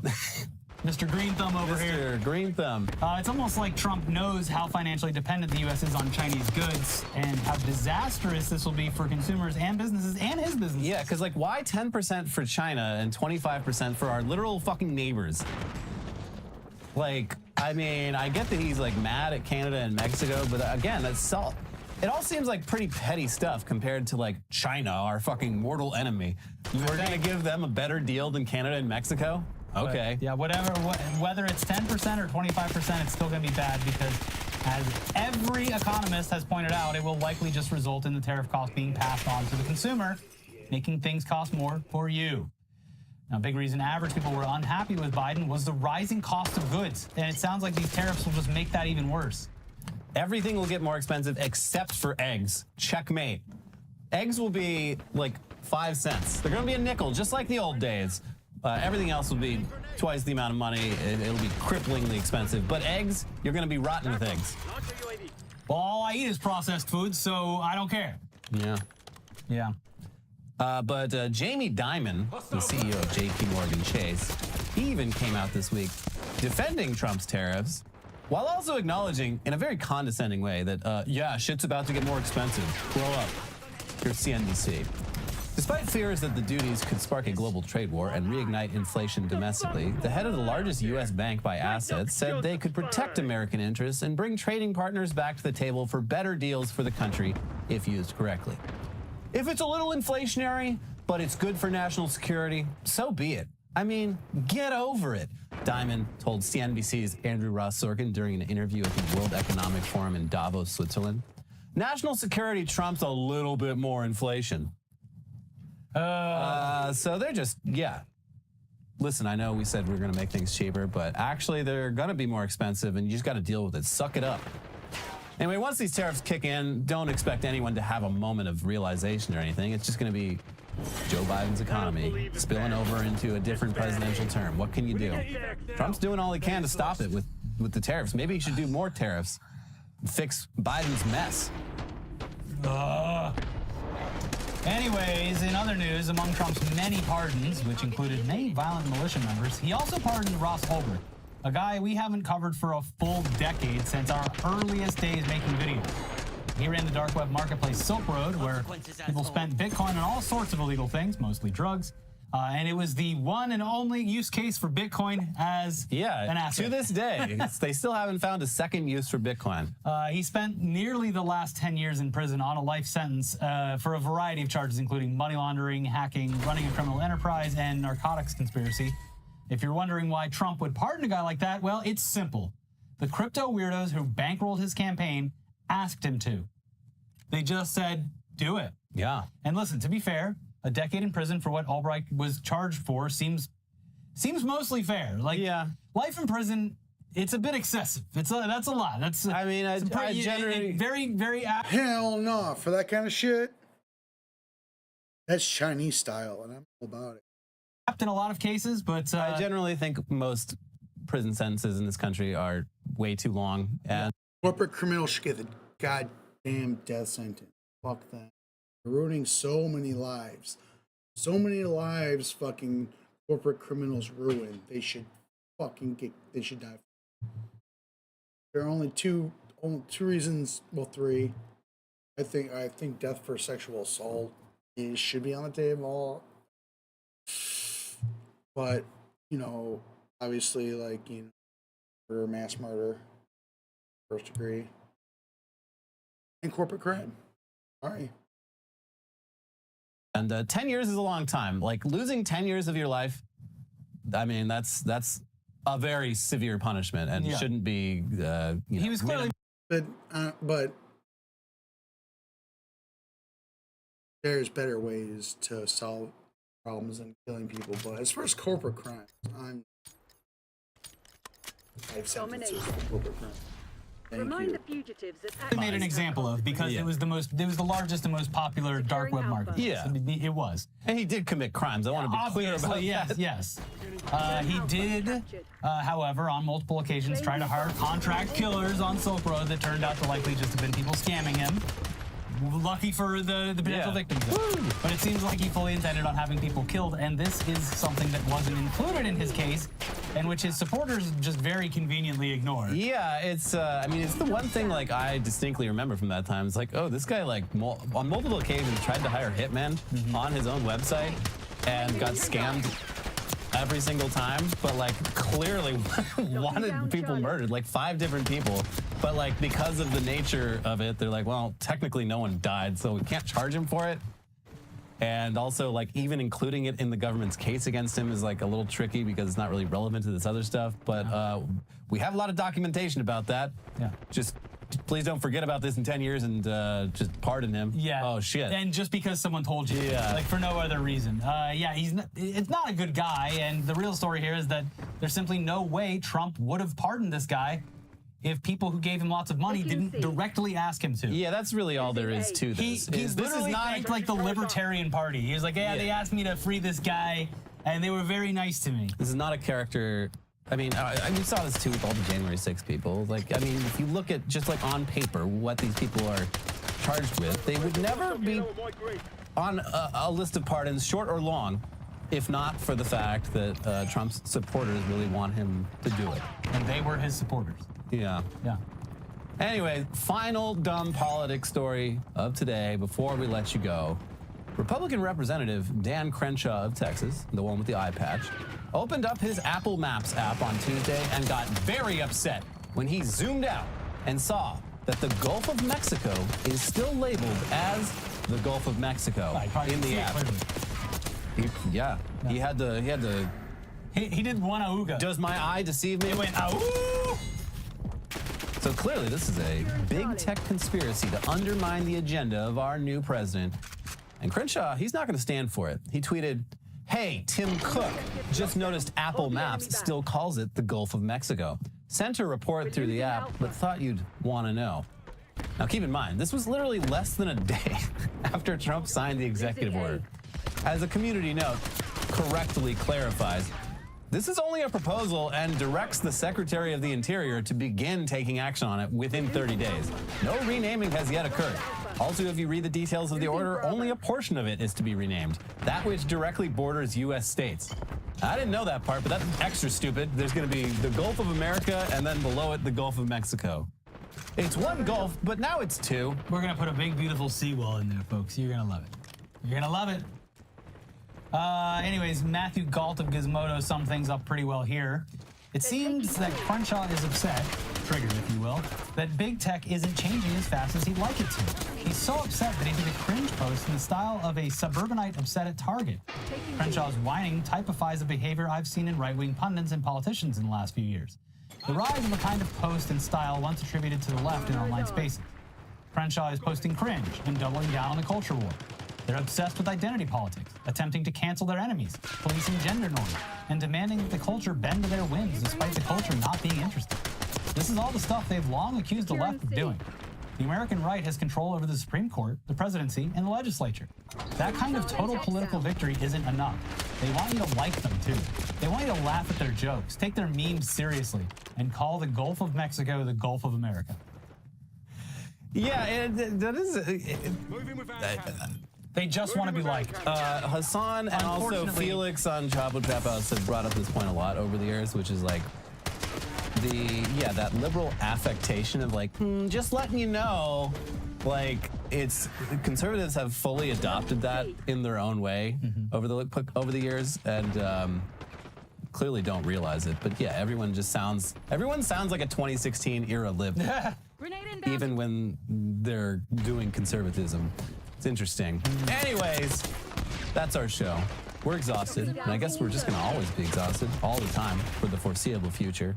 But thank you for watching. Yeah.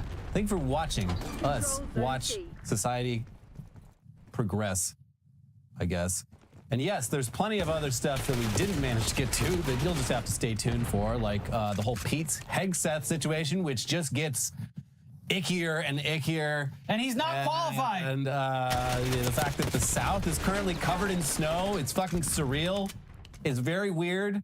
Yeah. And then also that bishop that told Trump directly to his face that his agenda is not very Christian. And he's decided to put the full force of all of his followers against this person of God.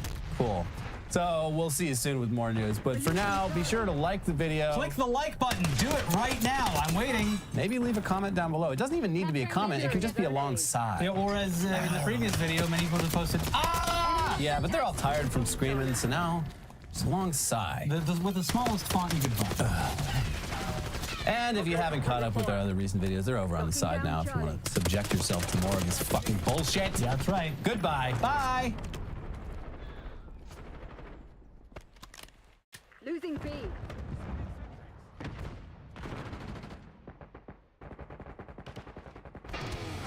Charlie secured.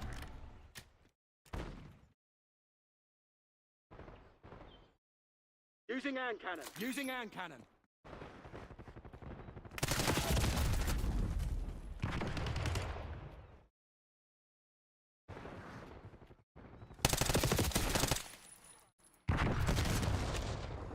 They're taking C.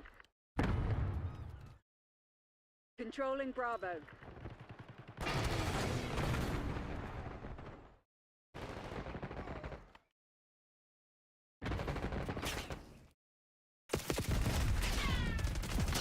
Taking Bravo underway. No. Taking Alpha.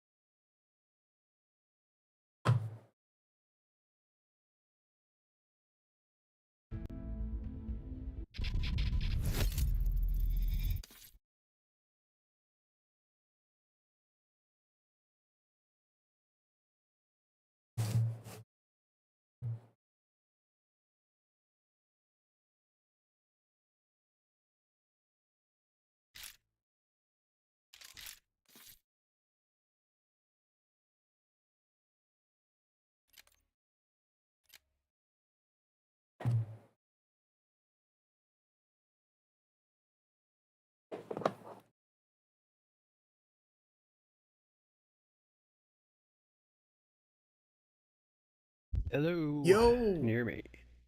I can Yo, definitely hear you. What's what going on? up? Good. I appreciate Not too much. you. I appreciate you letting me just play multiplayer tonight because Yeah, I'm no just worries. my head is in just bad place.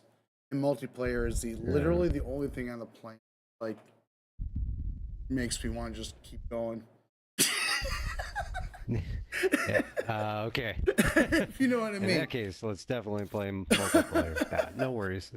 Yeah. How you No doing? How's worries. your day? Pretty good. Just went out to Elmhurst, take out the trash, check on Yeah. the house. I did find a place in Addison that accepts like craft supplies stuff. It's called what's it called? Shit. What do you I keep mean? forgetting the name of it. I want to say it's What do you mean accepts supply? What? oh, You mean like from donations. Oh, okay. Yeah, because my mom has got, I don't know if I've probably told you, dude. She was like, when it came to craft, she was like a scrapbooker kind of person. She was crafty all around, but scrapbooking kind of took over her life in the last 10, 15 years. So she, I don't know, man. It was like a hoarder situation with craft supplies. Like, I'm telling you, like, so many packages of paper unopened in plastic, Oh no. whole closet filled. Oh yeah, no, this is not. Can you hold up the match real quick? Yeah, sure. 'cause I have to. Yeah. I have to. Sorry, I have to hit. I'm super sorry. I have to do a loadout thing. No, it's cool. I'm gonna try to talk and do this at the same time. Well, yeah. Bottom line is, like, there's a room in the basement just literally filled with. Well, no, it's actually not so bad anymore because we did a lot of work on half or whatever. But there is still a closet, literally a whole closet, and a wall of plastic trays full of craft stuff.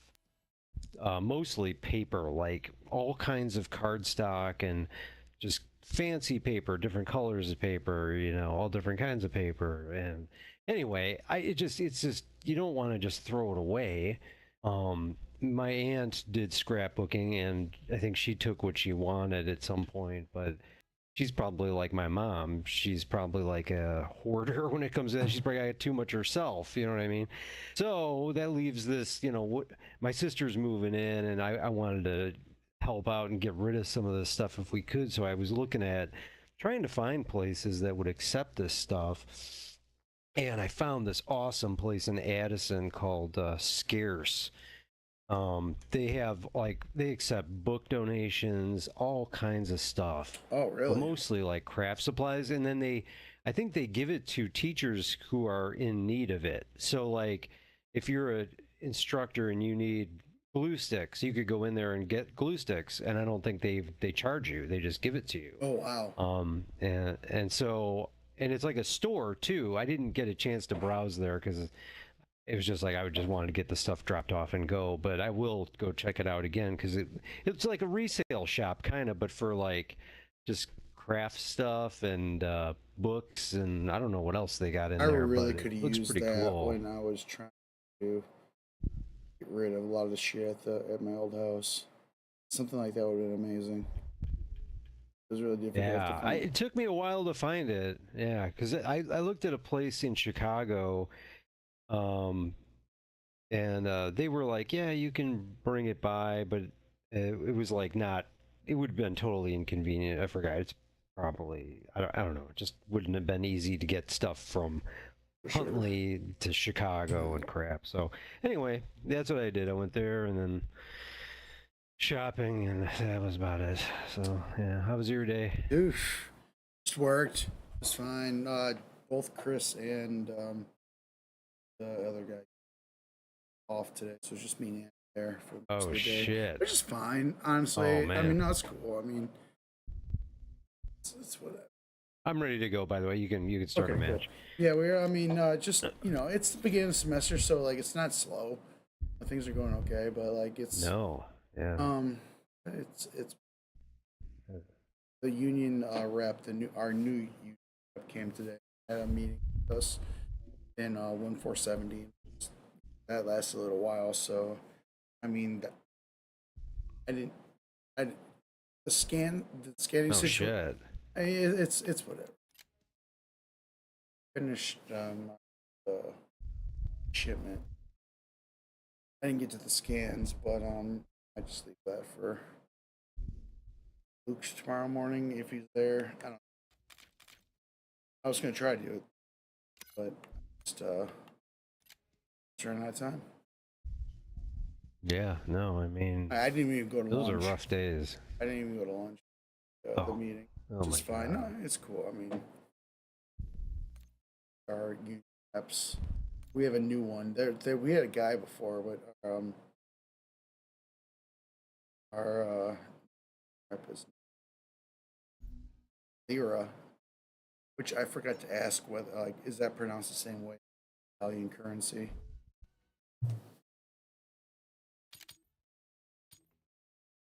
You're breaking up Oh, here. I'm sorry. Our new that's union okay. rep name it. I think their name is Lira, and I was going Mm-hmm. to, but I forgot to ask whether that's like the same pronunciation as Use of deadly force Italian has been currency.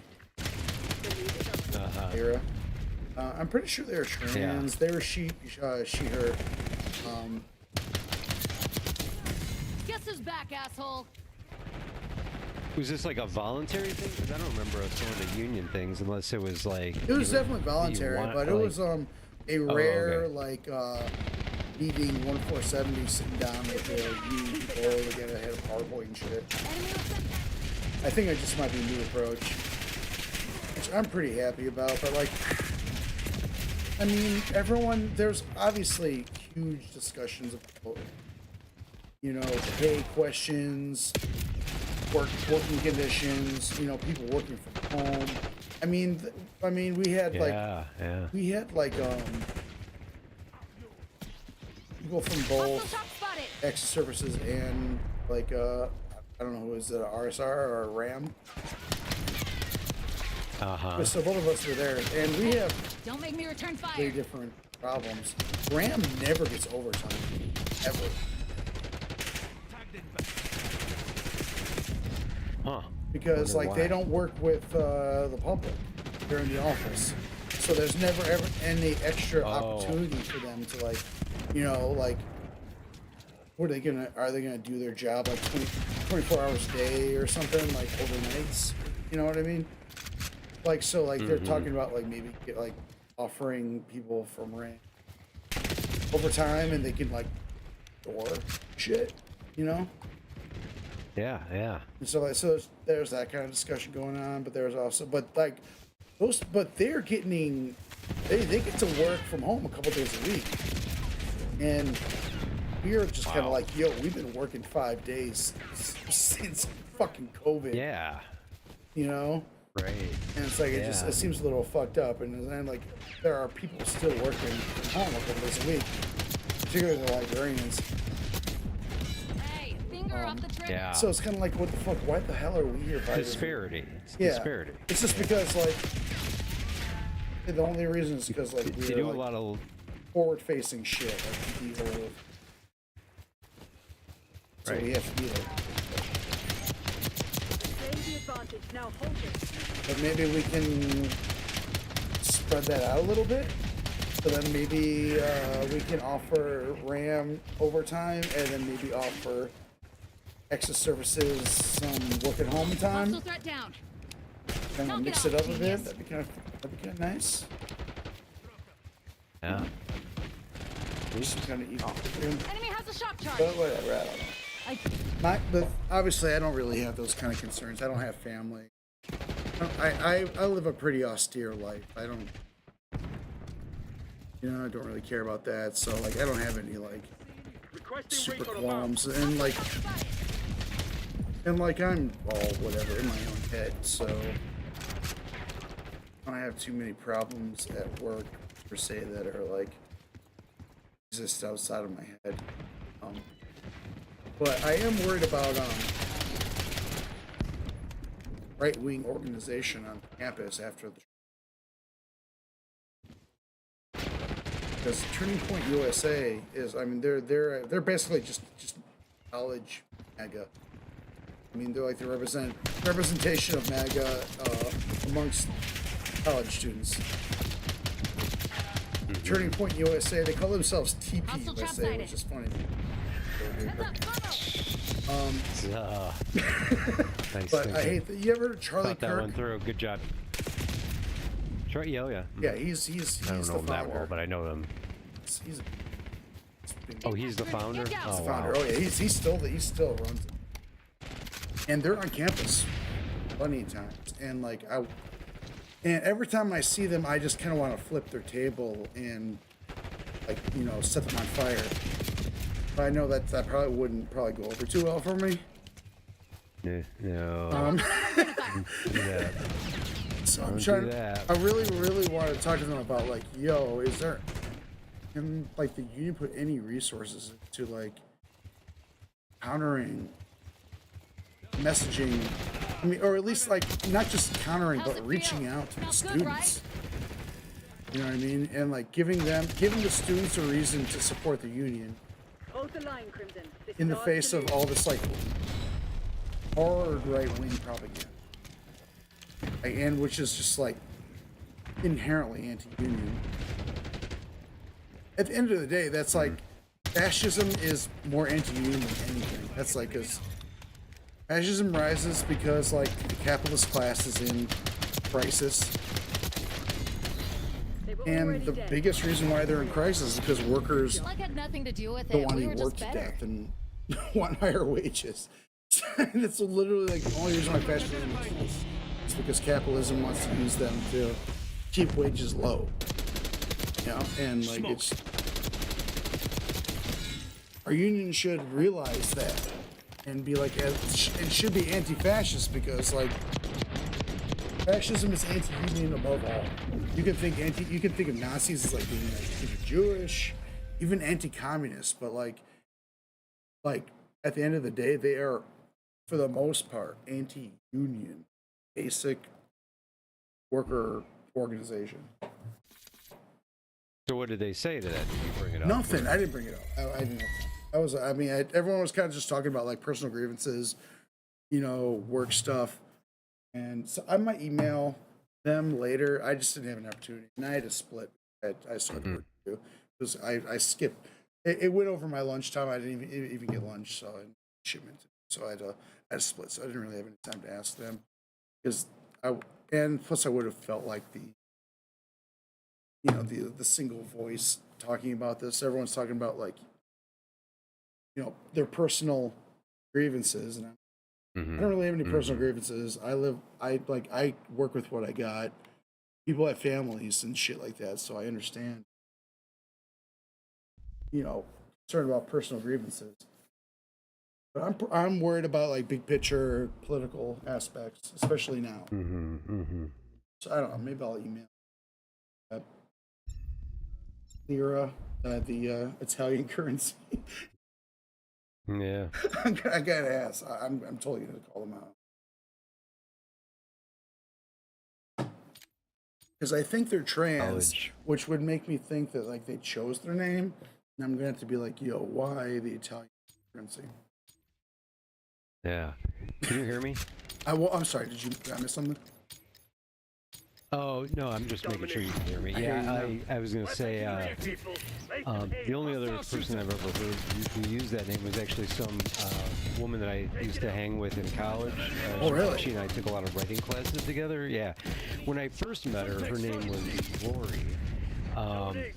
But she was into, like, Wiccan stuff. Oh. Wicca stuff, and so she changed her name while I knew her to Lyra. But why did she change it to Lyra? I don't know that I ever asked her. I don't know.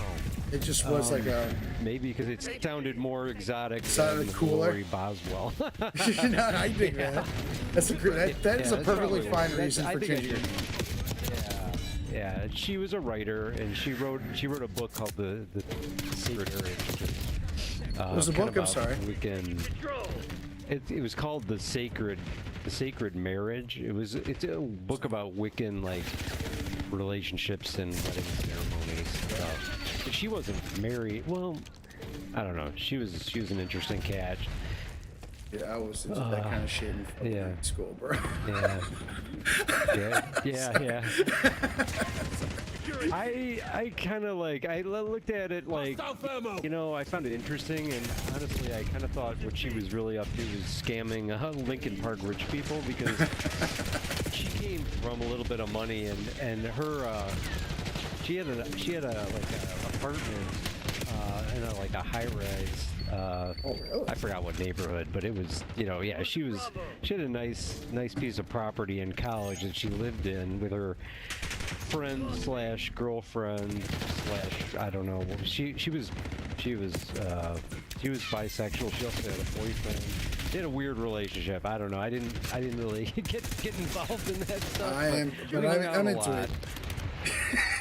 Yeah. It was different. It was different. And so, like, one time she invited me to some Wiccan thing she had like advertised, like, by coffee shops or something. Like they were gonna have. Oh, that's what it was. It was something to do with dreams. Because we were both in a class called Dreams and Fiction Writing and Dream Interpretation and stuff. And so she was having a session that she, advertised, and people were gonna come to it or whatever. Well, no one ever showed up for it. They canceled or whatever. But anyway, that's Lyra. That's the whole story. Very interesting. I haven't seen her forever. Yeah, she moved to LA. I visited her once in the early 2000s. Oh, is she alright right now? I wonder if she's getting affected by fires. I don't know. We haven't talked. Yeah, we haven't talked in a while. Control of Bravo. Such. Yeah, that's pretty normal. Security zone A. Very normal. Yeah, I thought of her though. Yeah, LA, man, surrounded by fire. Yeah, it would suck. Messed up. I'm terrified. She lived very close to the Sunset Strip. Literally like a couple blocks away.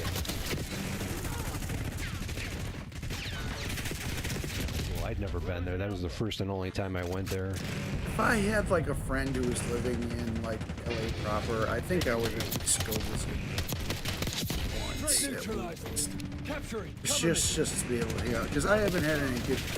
I've had friends who are in New York. Got to hang out for a bit, like in Brooklyn and like. Some other places in the country, but like, never had a friend proper. I've been in Los Angeles. I've been there for touring and stuff, and got hotels and hung out there, and it's kind of fun. I met Carrie King, Chico, California. It's like gay South California. But if I never actually had a friend who like lived in California or in Los Angeles or something. That'd be a really good time. Just to like be like, can you take me to like just hangout spots?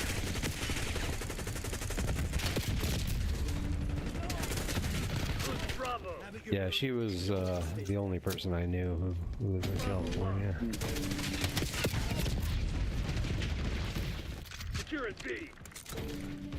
ever been to San Diego? No. Literally. I got a nephew who lives there, though. Oh, really? You got a nephew who lives there? Yeah. Does he have his own place? You should go visit. San Diego is probably the most beautiful places I've ever been. Taking Bravo underway. Yeah, that's true. I just said I didn't know anybody in California. That's a lie. Like nephew. Yeah, cool. You're like, hey, Neff, I'm going to be in the neighborhood. That's true. I don't know what I'm thinking. Yeah, I could show us the sites. My sister-in-law actually did go visit him. She had a job, some kind of conference or something out there. She had lunch with him just like a week ago. He lives in like an apartment situation with like two roommates or something. I mean, the thing about It's very expensive to live there. but it's like it's tropical essentially. So like, if you're gonna go to San Diego, you're gonna want to go to the beach. You're gonna want to like whatever's like good for sunshine shit. Like that's if I went to San Diego, all I would do is like I would get a towel, put it on the sand, and just lay on the. This is all I need, my towel. Exactly. Perfect. Perfection. I think that was in Hitchhiker's Guide to the Galaxy. Was it? That was like the only thing you need. It's the most important thing you should. A blanket or a towel or something like that. I realized I haven't even been in this apartment for a year, but I've already realized that I've taken the lake for granted. And the second like the weather gets decent enough, and get back. And I might like just like go lay in the sand. I've got a beach towel. I'll just like lay in the sand once a day out of principle. Just it's the weather. It's nice. Yeah. Totally.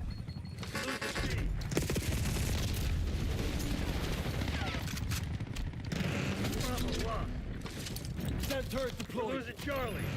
Oh, getting nailed by the helicopter. Oh shit.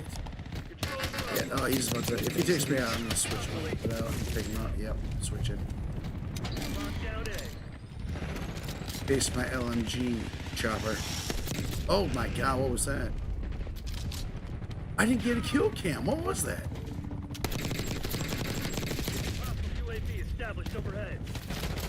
This chopper's kicking the shit out of me, despite the fact that I'm like turning into Swiss cheese. Alright, it's down. I'm like, Jesus. Oh, you just got Oh my god, a Wilson? Are you kidding? I didn't even know these were in the game. Huh. Come on, Wilson. Base me, Wilson. Losing A. You ain't nothing but a volleyball. There he is. Shit. Wilson's on it. I'm good. Yeah. Fuck off this Wilson. Fuck you. Yeah, that's right. Get shit on. Wilson. Enemy UAV inbound. They're taking C. Watchdog kilo incoming with your location. Fudge. Oh, another one? Time to get shit on. Here's a launcher. Get launched. Oh my god, how did I spawn right in an enemy? That is dog shit. He's still here. Where is he? Oh, last night I was on this map, Sean, and I was playing. I was trying to the sniper for a change, just really hit it hard. I had a match where I got 20 kills and 2 deaths. Yes. That was it. On this map, Dude, it was crazy. this is the best sniper. I mean, is it? In my opinion, this and I was ripping it up. what's I think Extraction. I forget what the name of the one. There's one, the ones with like the there's like a jet. There's like an inside area with a jet, then like an outside area with a jet. Wow. You know what I'm talking about? I think it's called Extraction. Oh yeah. I know what you're talking about. Yeah. That one and this map are by far my favorite sniper maps. For some reason. Enemy shot. You can like because you can set yourself up pretty nicely for a spawn trap on this map. Get a UAV in the air. And with the sniper, it's very Shot for brains. fruitful. I don't know what was going on. I was just getting lucky and getting shots on everybody. It was like unbelievable. Now, I think my favorite spot to hang out on this map, I don't believe in bad luck. you know, that stone area. There's like 2 stairways that kind of go up to it. It's in the corner essentially, and it kind of overlooks A and C. That's the best spot for sniping by far. It's like, or the this where this guy's at right now, like right here. If you can pick them off at either A or C, you know why they're spawning. Like this corner and the corner and the kitty corner. Like wherever you can just get like a good view on the spawn. So good for sniping. Yeah, and I'm not generally good with snipers. I was just like, well, whatever. I'm just gonna suck it up. And I was like having this amazing game. I was like, wow. Hope that continues. Ride with that. So the snipers are really good in this game, man. I definitely suggest to, like, if you haven't started grinding on them yet, like, it's a good time. Yeah. Yeah, I gotta start. I'm done with. I've got diamond my snipers. I'm sweet chilling right now. I'm doing my pistols. What am I doing on my pistols, actually? I got gold on my. What is this? Strider 22 caliber. Oh my god! I'm 3 kills without dying away with getting. Holy shit! Just 1 away. I'm in camo grind heaven right now, and I'm probably gonna finish sooner than I ever finished Call of Duty game. Like the new season comes out like tomorrow or the day after. I can't remember. I think the new season comes out like tomorrow or the day. I can't remember. But I don't think I've finished. I mean, I feel like I'm gonna finish the camo grind before the second season's over. Team deathmatch. Remind the fugitives that actions have consequences.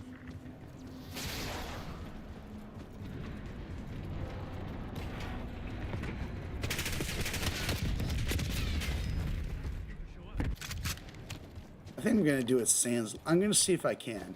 I'm gonna do every gun I can to finish up, and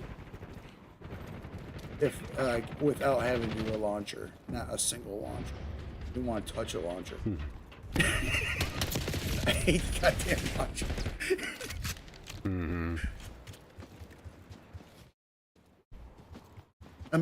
I mean, launchers are fine, you know, to use, especially if you're taking down score streaks or something, you know, but it's like grinding launchers are miserable. Always have been. Every single game I play. Hated it.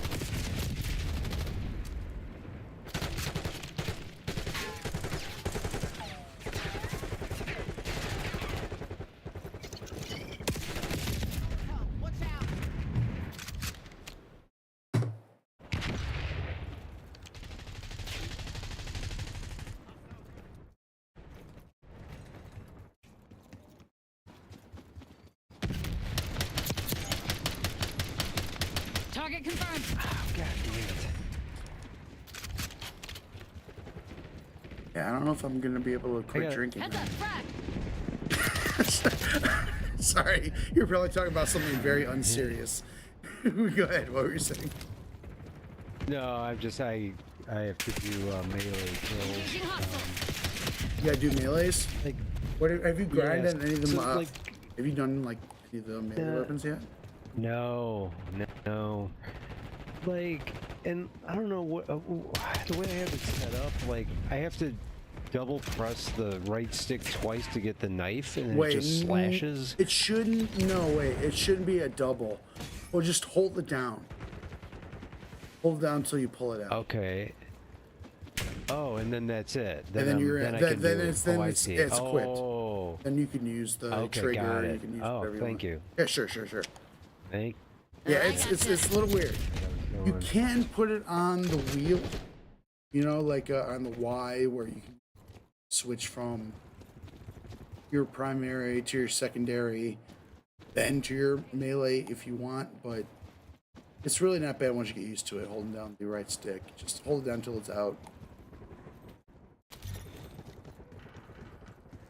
If you want to go back to your other weapons, just hit Y. Okay, cool.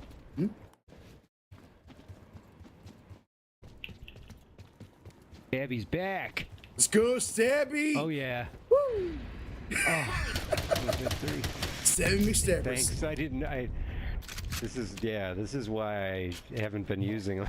I didn't know what the hell. No worries. It wasn't paying attention to it really. I'm on the melee grind too. I didn't finish the camo because like there's this really long double XP. I level. The only areas I haven't completely leveled up yet are LMGs and marksman rifles. Everything else I've got leveled up, if not. But I got all the melees leveled up. I got used to the if you ever get on the drill, let me know. I will give you straight on that. It is all left trigger for the drill.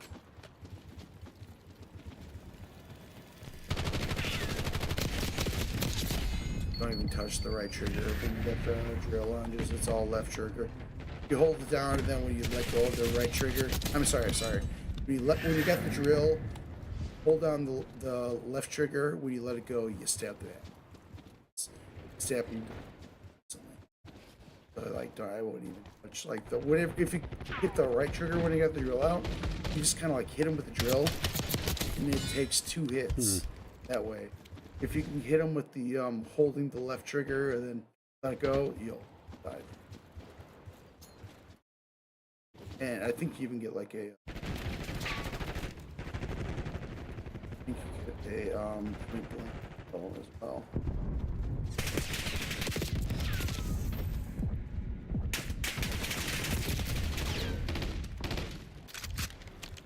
And there is a special slot under your secondary, so it's going to be something extra to grind, and it's pretty good. I think I told you about it before. I can't remember it, but it's like it's basically like an SMG, your secondary slot. It's like level it up.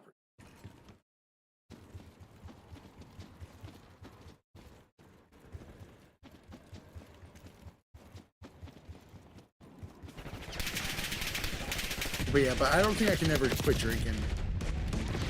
I want to and I need to, but like, if I didn't, I would probably would have been like, I probably would have sent you a text like, so. If I didn't drink, I would. They've gone before. You wouldn't be playing? Probably not, and that's dumb. I'm having a fantastic time, but if I wasn't drinking, like when I get home from work and I'm sober, I'm just kind of like, ugh, do I even want to play? Then I'll get my third And you My third experience surge literally down. the surge. Yeah, hell yeah. And then I'm like, I'm having a fantastic time. Well.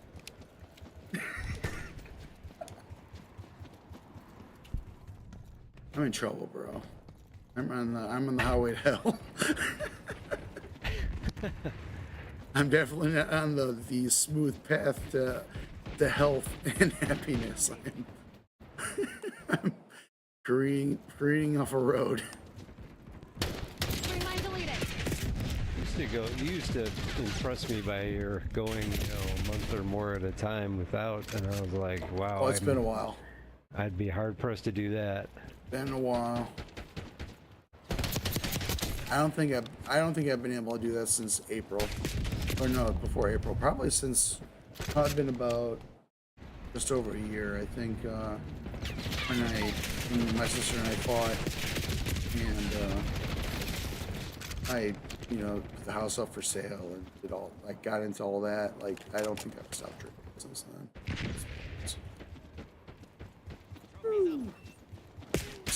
Still trying to forget about that.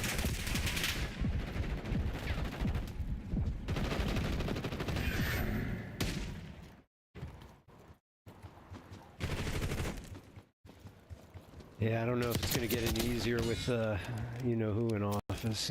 Jesus, I wish I had some advice for you. I think they do make a pill that could help, though. I'm on seen something advertised that could. I'm on 2 different antidepressants. I guess they work fine, but it's just like, there's a problem. It's ooh, diamond, sweet. I got diamond. I'm like this fucking. Ooh. Like the world's not a place. In my opinion. I don't want to be cynical or bring anyone else down. But like, I don't think it's really I don't think happiness really exists. Like you can't find happiness like in the world. You can find contentment. You can find something to fill your time. But like just. Yeah, I get what you're saying. Yeah. Yeah, no matter what anyone's situation is, they're always got something else they feel unfulfilled about. It's the human condition. It is, Finger off the trigger. I don't know. Everybody. What's that? The most helpful. I don't know if you ever read about Buddhism or anything like that, but it's like just the idea that there's always a reason to be happy and there's always a reason to be miserable, no matter what, and you should just choose to be happy. That kind of resonates the most with me, more than any kind of psychology has ever helped. Never did. No one has anything figured out. Humanity, the smartest people on Earth do not know what the hell's going on. Threat neutralized. Or the smartest people on Earth do not know how to solve our problems. So we just gotta deal with it.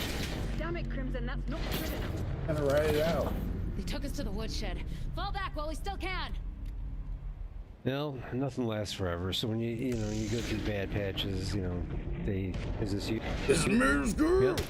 With my pistol, just murdering. Look at that gold. Nice. I wonder if this is where I got my diamond.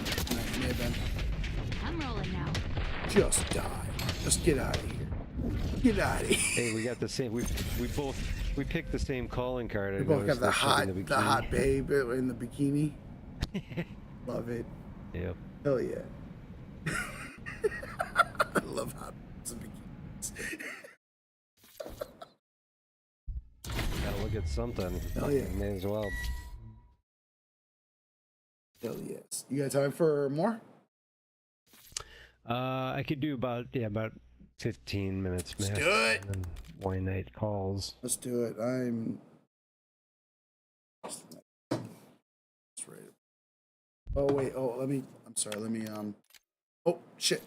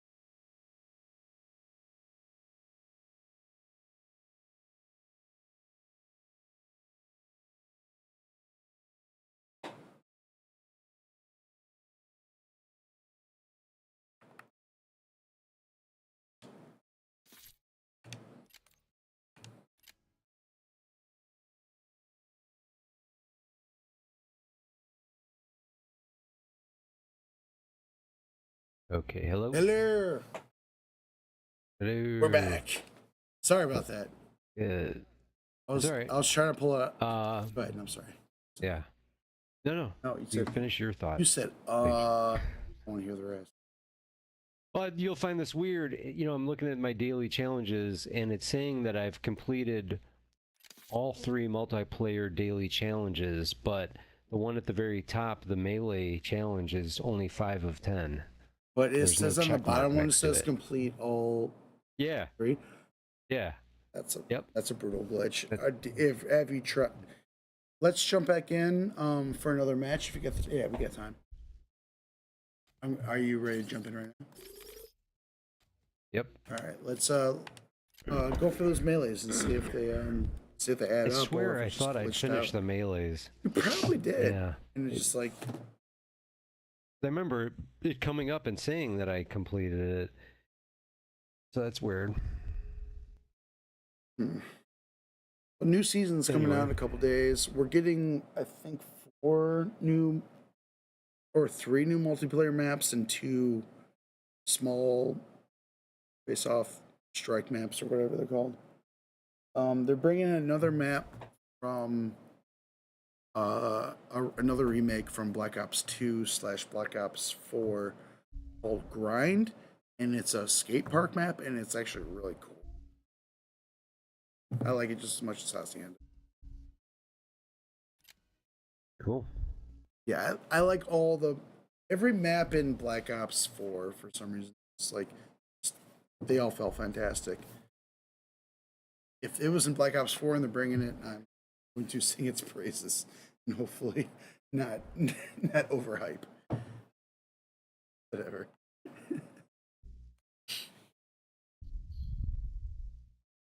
Any plans tomorrow? Tomorrow's Friday.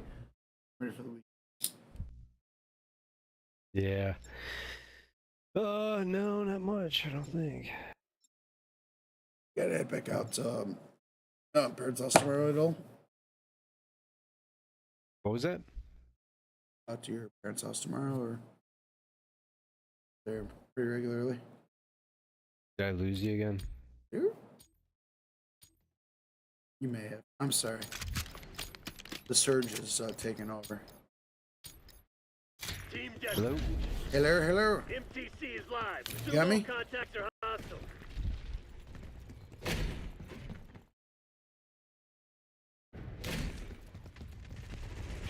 Uh-oh. Check. John, do you have my box? Yep. Oh, there we Can go. you hear me? I can hear you. Got the lead. Now hold Yeah, it. glitched out again. Damn Call of Duty and their glitches. Stop it.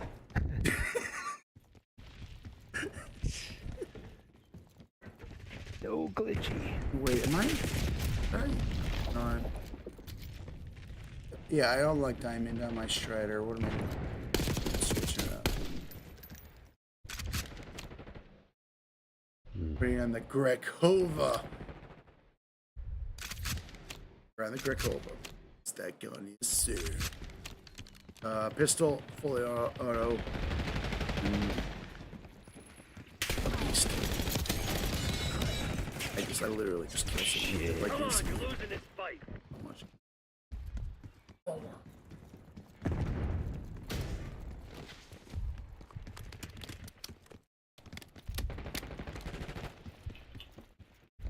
Stabby. Oh, you're on your melee, your stab. Mess with the stabby. You got the knife? You run around with a knife? Yeah. Knife is good. Yeah. The baseball bat takes 2 hits, bro, and it sucks.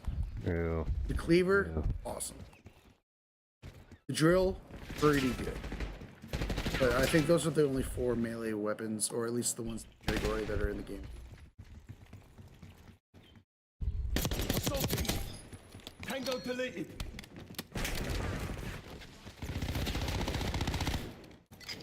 Ooh. 5 enemies sighted. But yeah, the knife, chef's kiss, beautiful. Oh, and I'm wondering when I can do a chef's kiss in this game, dude. I'm very disappointed. Yeah.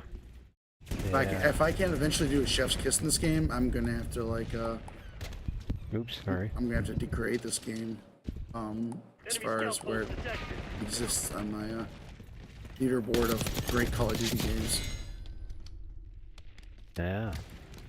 So far, the only That's not right. so far Cold War is the only chef's kiss capable game, and therefore it will still stand.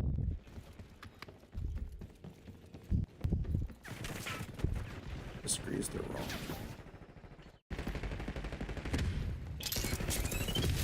Shit.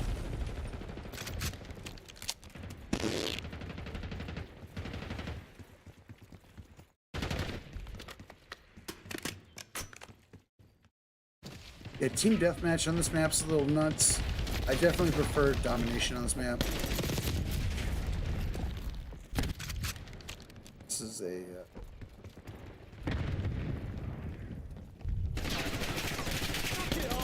this is a cramp. Semtex front. Definitely my least favorite for sniping.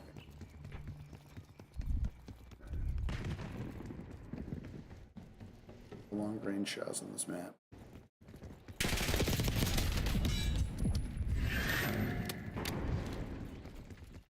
Yeah, I can see that. Definitely not.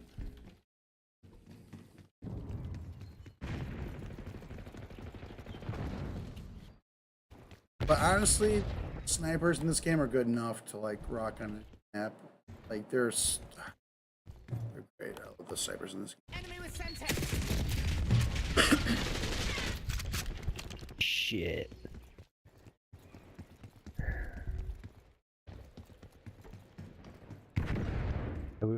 I wish I could flip a calling card or something in somebody's face and just say, "You've just been stabbed by stabbing and There stabbers." you go.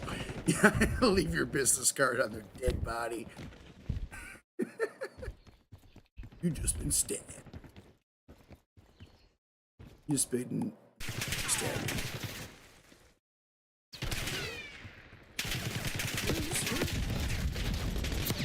Shit.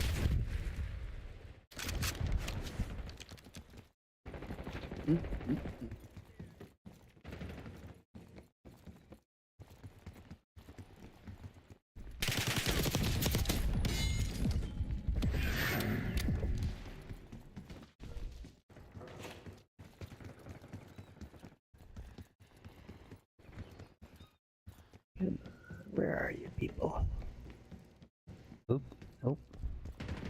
Not you.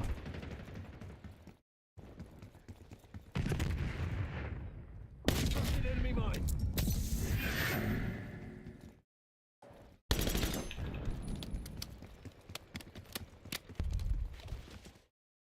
They need to nerf the spring mines, in my opinion. Too powerful. Because You know, I even was gonna like, say, I thought that they might have done it today. you thought they might have? Yeah, because I noticed in that the first match we played, it seemed like I was seeing spring mines. Unless it was just because I had engineer equipped, but it seemed like I was getting close and not blowing up for a change. And not, mean- you know, because it seems like anytime you see them, you die. Are you But I sliding don't know. away? Sliding or jumping away or something? I don't know. It just seemed like I was seeing spring mines and I wasn't dying nearly as much as I normally do when I see spring mines. So Well, that's good. I don't know. I don't know. We'll see. I just feel like Just whenever try like to pay attention. whenever and I get like a spring mine insight, I notice it, I see it, I want to destroy it. I feel like I try to get a decent Yeah. range, and no matter where I'm at, Yeah. it still damages me whenever I like check it out, and I always have to use my stem. I hear you. Yeah. Yeah, I feel like I'm at a decent damn it. distance where like it really shouldn't hurt.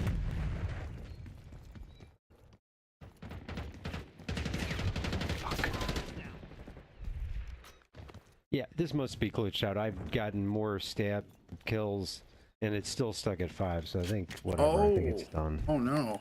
Yeah, I just checked. So Wait, this is your daily, and this is for melees? yeah. Try switching to a weapon and doing the melees with a weapon, which sucks, but see if that's that works. If that doesn't work, then yeah, it's absolutely.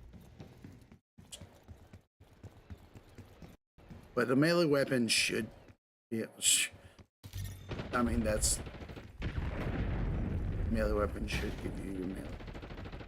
Like, it's the name. Oh my god. Oh fuck. God damn it. Chasing this guy over town.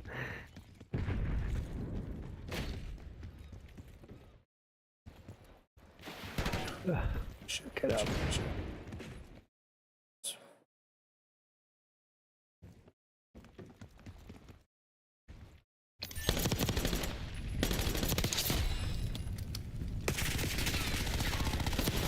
Nice. Alright, you're melee, and it did not register. It didn't register. So, yep, it's glitched. Nope. Dog shit. Blew him up with a gun. I have not had a problem with my. There's no other stipulations on that challenge. Like you get melee with perk or something. It's just straight melees. Oh, 10 kills with melee weapons. That's... it says, like I said, it tells me that I already completed the daily challenge, but it only says 5 of 10. So well, maybe. Oh, so wait. So did good. you get the XP from having the 3 challenges done? It's now or never. Because that just might be like a general glitch. Yeah. Like you may be done. Like it's got it. That makes sense. If it's not counting and you're obviously doing melees and it's saying that you're already done, I saved it. Yeah. You're probably in the good. Yeah.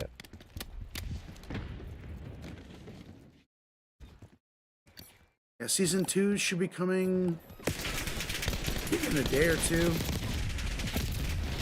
It's a couple new maps, some new weapons. Good stuff. It feels like the season lasted a super long time. Like this, we're just getting to season 2, and this game's been out since October. It's like 4 months. This game as a service shooting at you. Go away forever. I mean, it is fun with like getting like the seasons and like get new, stuff per season. But it's just shifty. It's like they're trying to make as much money as possible. They basically want to sell a new game every season. It's kind of like, it's like not. I don't know if that's gonna happen. And like the right, yes. Number three. I'll take it. I'll take it. Anywho. Well, I should probably get going, man. No worries. So let's see. Yeah, tomorrow. It's Friday, baby. Friday. Best day. Oh. You know what? I just realized tomorrow I do have something going on. I'm gonna go see this. You'd cringe, but what? It's a cover band of grunge. No, that's cool, man. This friend of ours wanted to go see it, and it happens to be in Des Plaines, so it's like I can't almost say no because he's coming in from Chicago to see this. Dude, why would you say no? That sounds like a lot of fun. Okay. You're gonna hear some Pearl Jam. You're gonna hear some Nirvana. Maybe some.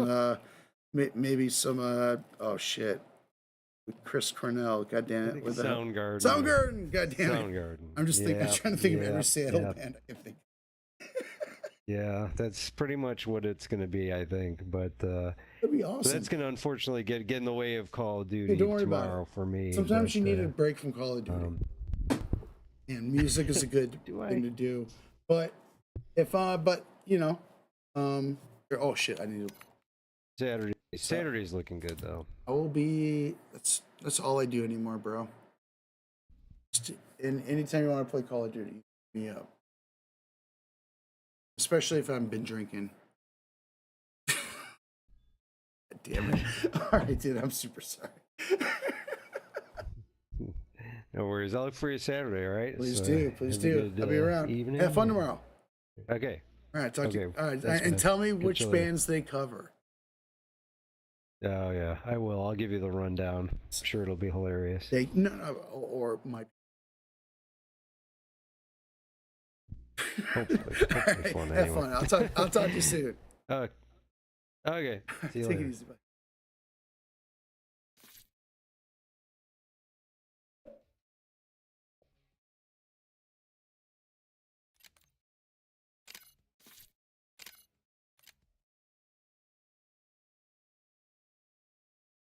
We're getting back into it.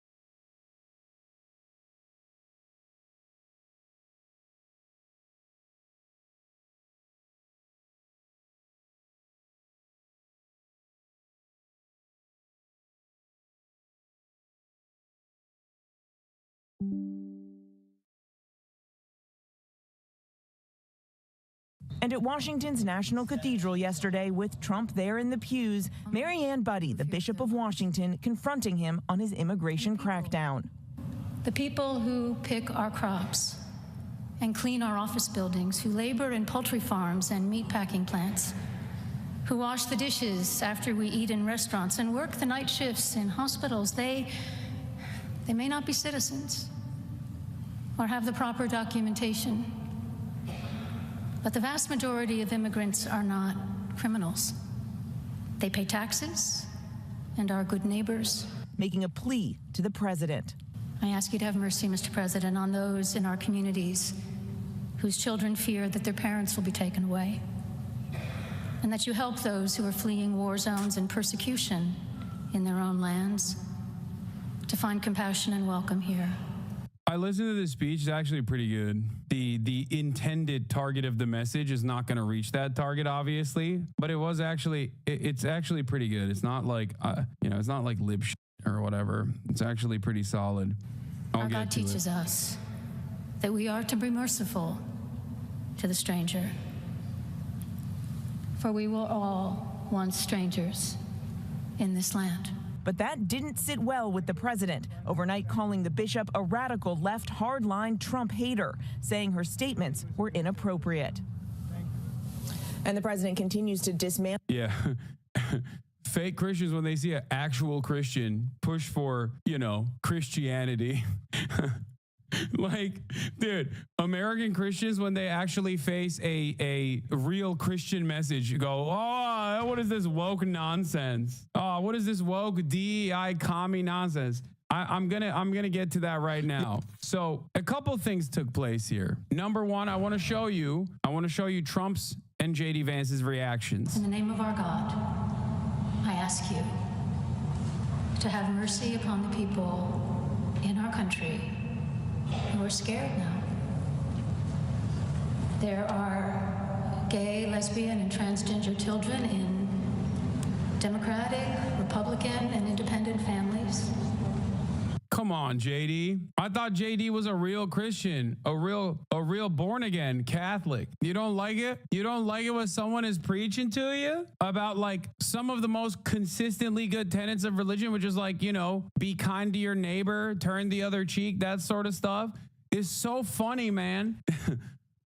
Quote unquote Christians, when you hear about some of the good stuff in religion, immediately are like, wait, what do you mean? What do you mean be kind to your neighbor? Well, I'm sorry, love thy neighbor? Not on my watch, brother. I swear to God, if Jesus Christ came back to earth and he was like unfortunately born in like Texas, they would kill him with hammers. Okay, the evangelicals would capture him and beat him to death with hammers. They would literally be like, oh, we should crucify this fucking asshole. What is this piece of shit talking about? Feeding the hungry and curing the lepers? Get the out of here, dude. What is this woke commie nonsense you're talking about? Jesus. What is this woke Mexican style communism you're talking about, Jesus? Come over here, boy. Some who fear for their lives. And the people who pick our crops and clean our office buildings, who labor in poultry farms and meat packing plants, who wash the dishes after we eat in restaurants and work the night shifts in hospitals, they may not be citizens. They're so uncomfortable. They're like, I don't want to hear this. I don't want to hear about the humanity of the people that I have actively campaigned to kill. I don't like this. I don't like this one bit. Or have the proper documentation. But the vast majority of immigrants are not criminals. They pay taxes and are good neighbors. They are faithful members of our churches and mosques, synagogues, wadara, and temples. So they hated that. And I love that Representative Mike Collins, proudly serving Georgia 10, actively the person giving the sermon should be added to the deportation list. Brother, that is so insane. How do you not realize you are a villain, man? What is happening? This guy is talking about an American pastor giving a sermon on, you know, some of the decent tenets of Christianity. And this guy's like, I don't want to, what are you talking about? You should be killed. Jail or deportation for you immediately. Excuse me. It's psychotic. Christians, when you tell them to love thy neighbor, actual Christian stuff. It's just so incredibly cooked, dude. It's so unimaginably cooked. Anyway, here's what Donald Trump said about the woke DEI pastor. And here's how, like, for the record, just understand, Mike Collins' take about deporting this person got 43,000 likes. And N Wokeness' tweet celebrating Trump's insane ramblings of the pastor got 166,000 likes. The so-called bishop who spoke at the National Prayer Service on Tuesday morning was a radical left-wing hardline Trump hater.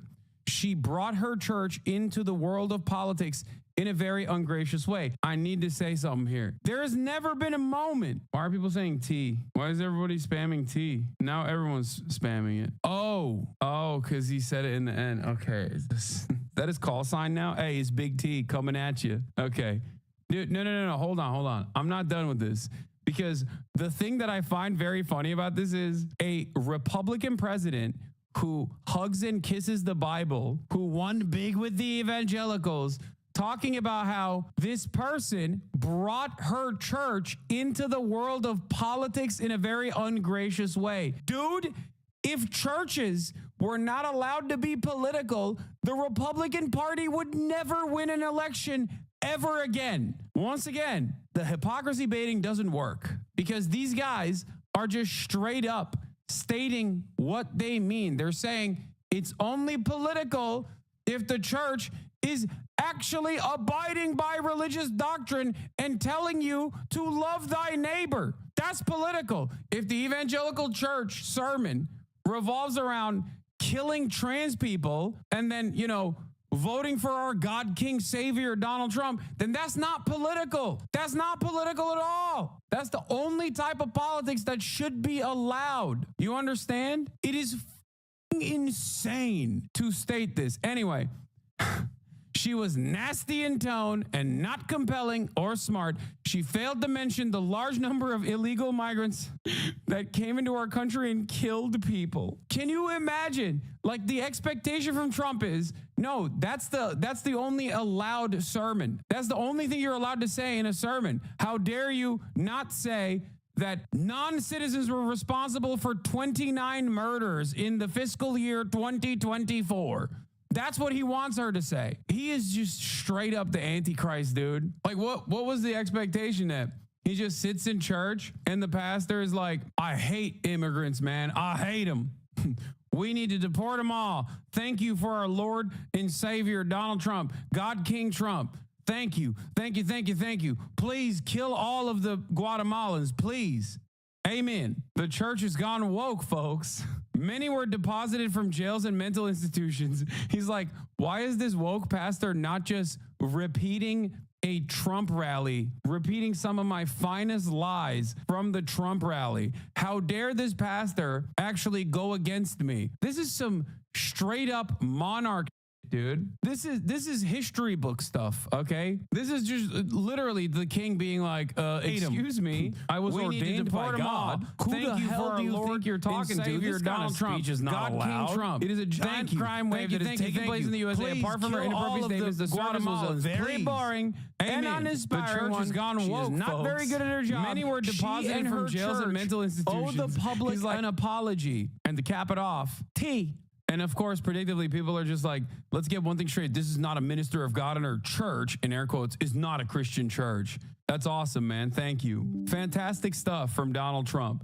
And also fantastic stuff from Representative Mike Collins, who wants to deport this person who apparently was born in the state of New Jersey. So I guess they're trying to deport her back to New Jersey. Anyway, here was her response on CNN. And your tone there, so serious and genuine. You see him, he's stone-faced, he then looks down, but he's listening to every word you say. As you made that personal plea to him, were you looking at him in that moment? What kind of response were you perhaps hoping for in that moment? I was looking at the president because I was speaking directly to him. I was also, frankly, as you do in every sermon, speaking to everyone who was listening through that one-on-one conversation with the president, reminding us all that in the people that are frightened in our country, the two groups of people that I mentioned are our fellow human beings, and that they have been portrayed. Trump does not believe in God, all throughout the political campaign in the harshest of lights. Kind of like, whatever, man. I wanted to counter as gently as I could with a reminder of their humanity and their place in our wider community.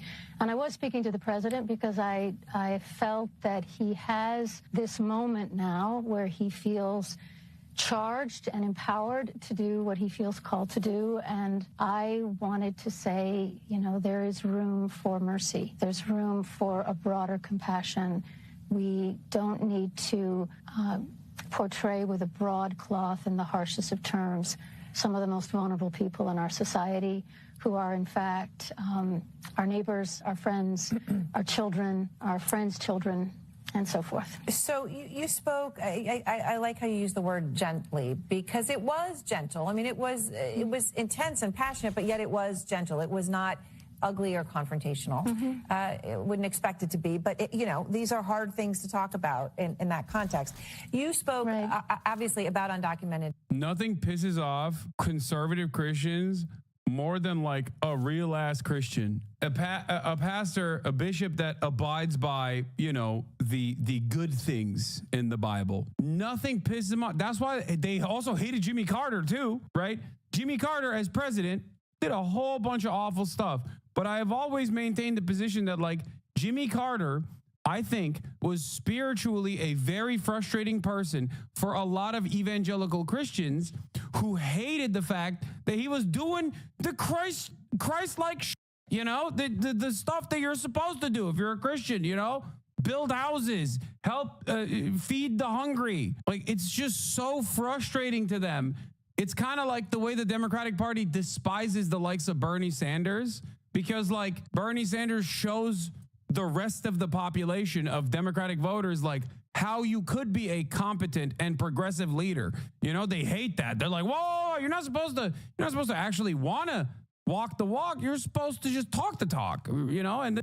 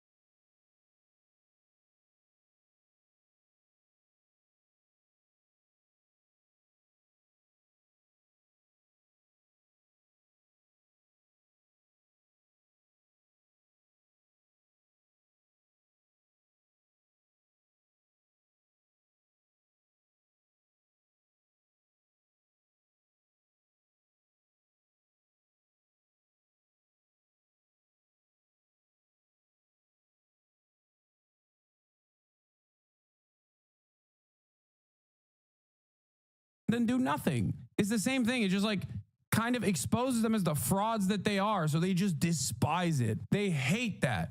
They absolutely despise a Christian person who actually abides by the good standards set forth in religious doctrine. And migrants, also the LGBT community, the two communities you're talking about. I wanted to play a little bit more of what you said, and also, again, the president's reaction at that moment. There are gay, lesbian, and transgender children in Democratic, Republican, and independent families. Some who fear for their lives. The vast majority of immigrants are not criminals. They pay taxes and are good neighbors. I ask you to have mercy, Mr. President, on those in our communities whose children fear that their parents will be taken away. What made you decide to say all that today? Well, these are the people that I know. Made you just say it's these true. are not abstract people for me. These are actual people that I know. So I wanted to speak on their behalf. I wanted to present a vision of what unity can look like in this country that is transcending of differences and viewpoints and acknowledging our common humanity. Yes. I wanted to speak in such a way that reflected that dignity and respect, but I also wanted... Disgusting. Woke nonsense. How dare you? Christianity is supposed to be about killing thy neighbor if I suspect thy neighbor of being Guatemalan, okay? That's what Christianity is about. Excuse me. What the hell are you talking about? Evangelical Christians operate in the exact way that Reddit atheists claim Christians are like all the time. What do you mean about love thy neighbor? How dare you? I'm not loving anybody except for Donald Trump, my Lord and Savior. F you. To bring into that space the real humanity of the people of American Christianity is satanic. It's prosperity gospel is such an obvious satanic interpretation of Christianity. It is hilarious to me. It is like the most evil thing that masquerades as being godly. It is crazy. And it's the most popular form of Christianity in America. It is nutty to me. What do you mean a rich man has the same likelihood of getting into heaven that a camel does through the eye of a needle? That's woke DEI. Sounds like Marxism to me. How dare you say like that? Heaven is woke now. New. The liberal activist, by the way, here's Colin Rugg.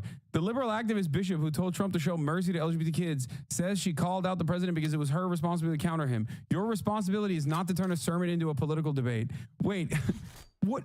Dude, these people have not gone to any churches, right? Because I've been inside of churches, okay? I've been inside of churches.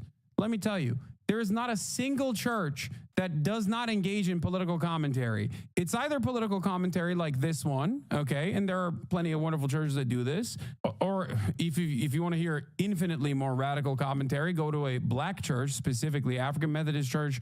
The African Methodist Church I went to in LA was like all about the government. Any church that presents liberation and preaches liberation theology will obviously always have some incredibly radical and awesome takes as well. Jeremiah Wright comes to mind. But the rest of the churches, the overwhelming majority of churches, as a matter of fact, in the United States of America, are unimaginably right-wing and incredibly political. There's so many MAGA pastors. One of them that was at the inauguration even did a rug pull. She was given a great honor today, a chance to unify America around a Christian message at the dawn of a new administration. Instead, she disgraced herself with a lecture you'd hear on CNN or an episode of The View. What an embarrassment. Dude, they can't understand that is a unifying Christian message. Like, it does not read in the same vein for them. They're so bludgeoned in the head, both literally and figuratively, with right-wing reactionary propaganda that, like, a person saying it's godly and Christian-like to love thy neighbor is seen as a woke message that has no place in the church. It's the Bible. That's in the Bible. God damn America. That's in the Bible. Oh my God. I'm losing my mind. No. Not God bless America. God damn America. That's in the Bible for killing innocent people. God damn America. America for treating us citizens as less than human. I love that. It's one of my favorite takes of all time. Straight up. That was Obama's pastor, by the way. And because of that, obviously the Republicans immediately went after Obama and were like, Obama is the Antichrist who hates America, all this stuff. And Obama had to, of course, no longer associate himself with Jeremiah Wright, and he canceled him. Let's hear what the Fox News, Fox and Friends has to say about this woke, gay-ass bishop. Yesterday, the presidential party and members of Congress and whatnot, the hoi polloi of Washington for the most part, went up to Washington's National Cathedral for a national prayer event.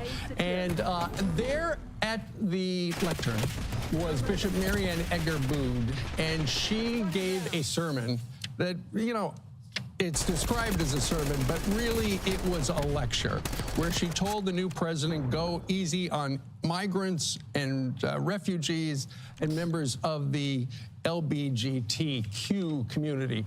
If you missed it, it's gotten a lot of support in some quarters and a lot of criticism. Here she is.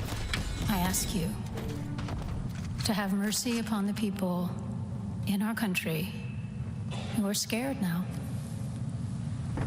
There are gay, lesbian, and transgender children in Democratic, Republican, and independent families.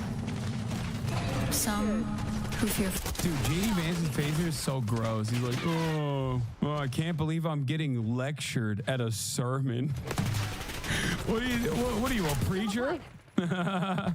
What am I, sitting in a church pew? What is this, a sermon? What the hell's going on here? Oh, that's awesome. I know I didn't cover this yesterday, but it's so... I just hope it's clear at this point. Because these MAGA people are dominating, like, all self-warning. It should be pretty clear at this point that Trump, his family, and Securing Charlie. are gonna rot in hell. We've taken the lead. Stay on top. Funny how angry this got Republicans, dude. And how angry they got in the funniest ways possible. For their lives. And the people who pick our crops and clean our office buildings, who labor in poultry farms and meatpacking plants, who wash the dishes after we eat in restaurants and work the night shifts in hospitals, they may not be citizens or have the proper documentation, but the vast majority of immigrants are not criminals. Oh my God! It's always good to learn. What was that, John, or was that Paul? I don't know. She didn't go through scripture. Okay, Right. and she gave a political speech. Absolutely. And as someone that comes from generations of preachers, I would have walked out. I commend the president for being graceful, but I'm J.D. Vance. I'm looking crazy. Like, what is she talking about doing a sermon? I don't think it was appropriate time. If you had something to say to the president that was maybe a little political, if you wanted to talk about the president exercising mercy, then you could have had...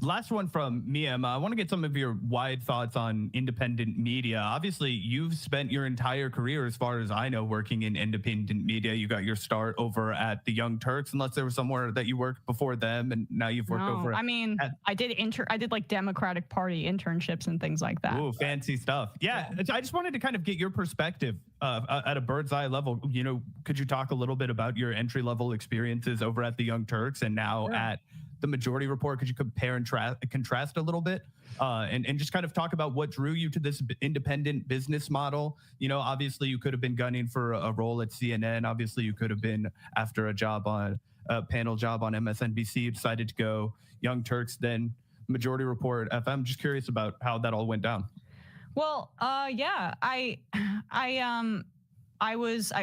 my background is my parents are lawyers, right? I grew up outside of New York City in New Jersey, and I had always thought that like my future was to be a lawyer like my parents. And I was going to go to law school, and I had a professor. Wah, wah. Yeah, didn't happen. My sister did though, so my parents did like get their dream fulfilled in that way. But I've always been, I don't know, like somebody that I never connected to like a kind of capitalist culture or wanting to make like a ton of money. It just, I perhaps it's the luxury of like having comfort or whatever, but there was something about that environment that was very stifling to me, and I always felt socially and sometimes physically uncomfortable in those settings. And same. I had there you go. I had a professor, this woman, Professor Suhei, I'll just say her name. She ended up leaving for another university, but she kind of took a special interest in me when she was like, you should not go to law school. And where'd you go to school, Emma? Lafayette College. Oh, okay. And like she was like, your interest isn't, because you should be in media, basically. She was saying that I was a good communicator and that I was passionate about politics. And so I was a huge fan of Jenks and TYTs. Like I was the head of Young Democrats in high school. And I remember playing some of his videos railing against the Republicans. And my advisor had to have a talk with me after because she was like, that's too angry and divisive. But like, I was a huge fan of, I would say, Jenk in particular, I really, really looked up to him. And so on a whim, I was like, I don't know if I really want to go to law school. I'm going to take a year off after school and just like work somewhere and see if it's really what I want to do as I study for the LSAT. I got an internship with TYT, and I just basically, like, my friends and my mom and like, my parents, my mom was supportive, and she was just like, you got to go for it. And I did. And I was able to live at home for basically a year because I was not paid well. But I was on the road for quite a while with Jordan Sheridan. And that was really incredible experience in many ways. Like, there were issues there. Obviously, it came out, and that's why he was no longer, not related to me, but similar, why he was no longer with that network. But he still did teach me a lot, and like going to Standing Rock and doing the tour of the Rust Belt, that was part of why I thought that Hillary had a good chance to lose. And then eventually TYT did their fundraising drive for journalists in the wake of Trump's victory.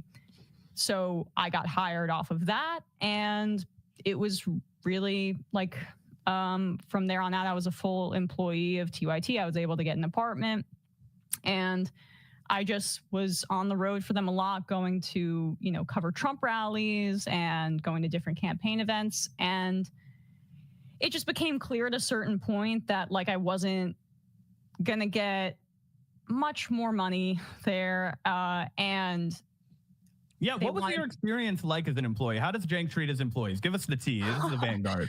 Well, look, I'm a host, so I think and producers I think have probably a different experience than the staff that try to unionize, right? And I know you've covered this for sure. Like, like flies on shit. I don't doubt it, but I was treated okay. I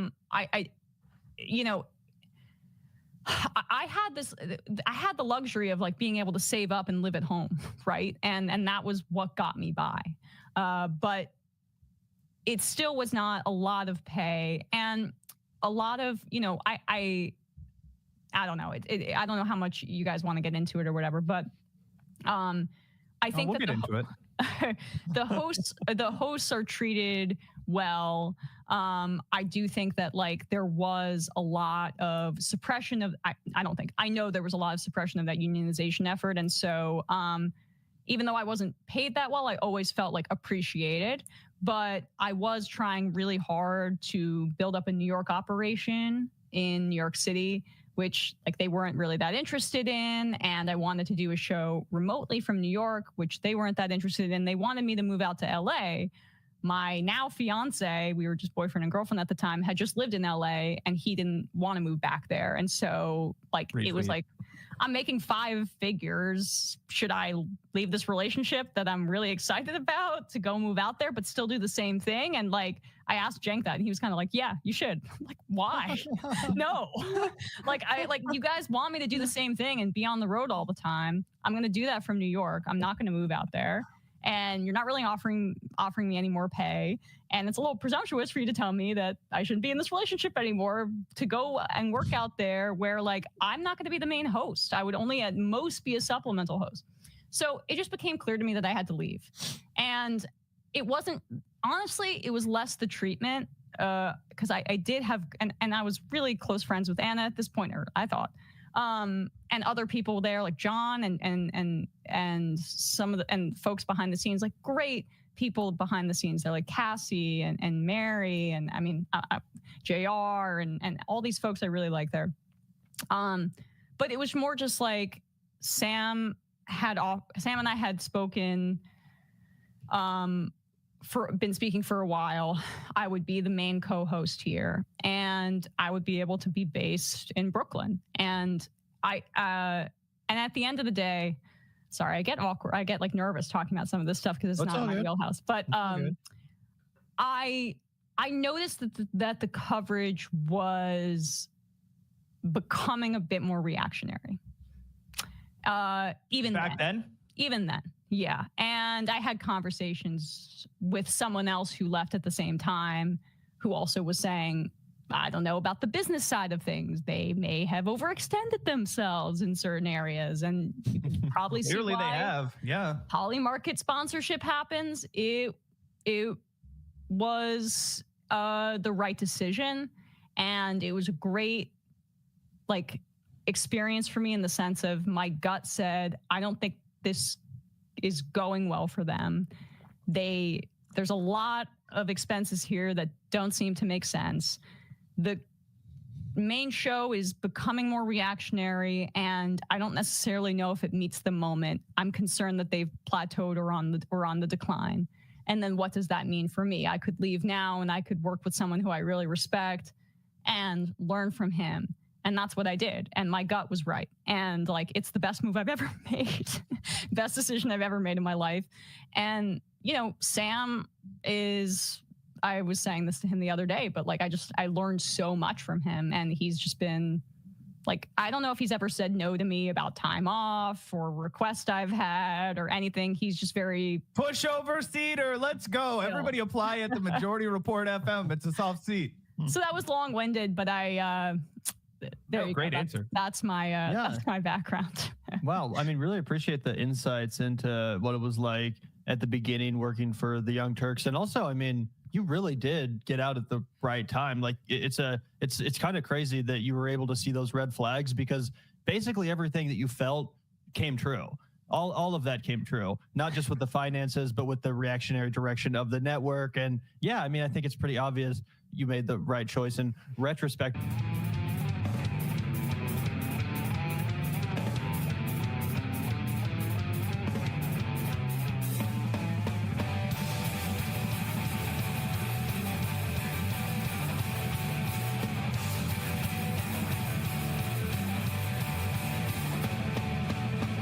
Look out the door if you hear an ambulance. The Vanguard will be there, sir. The Vanguard will be there, sir.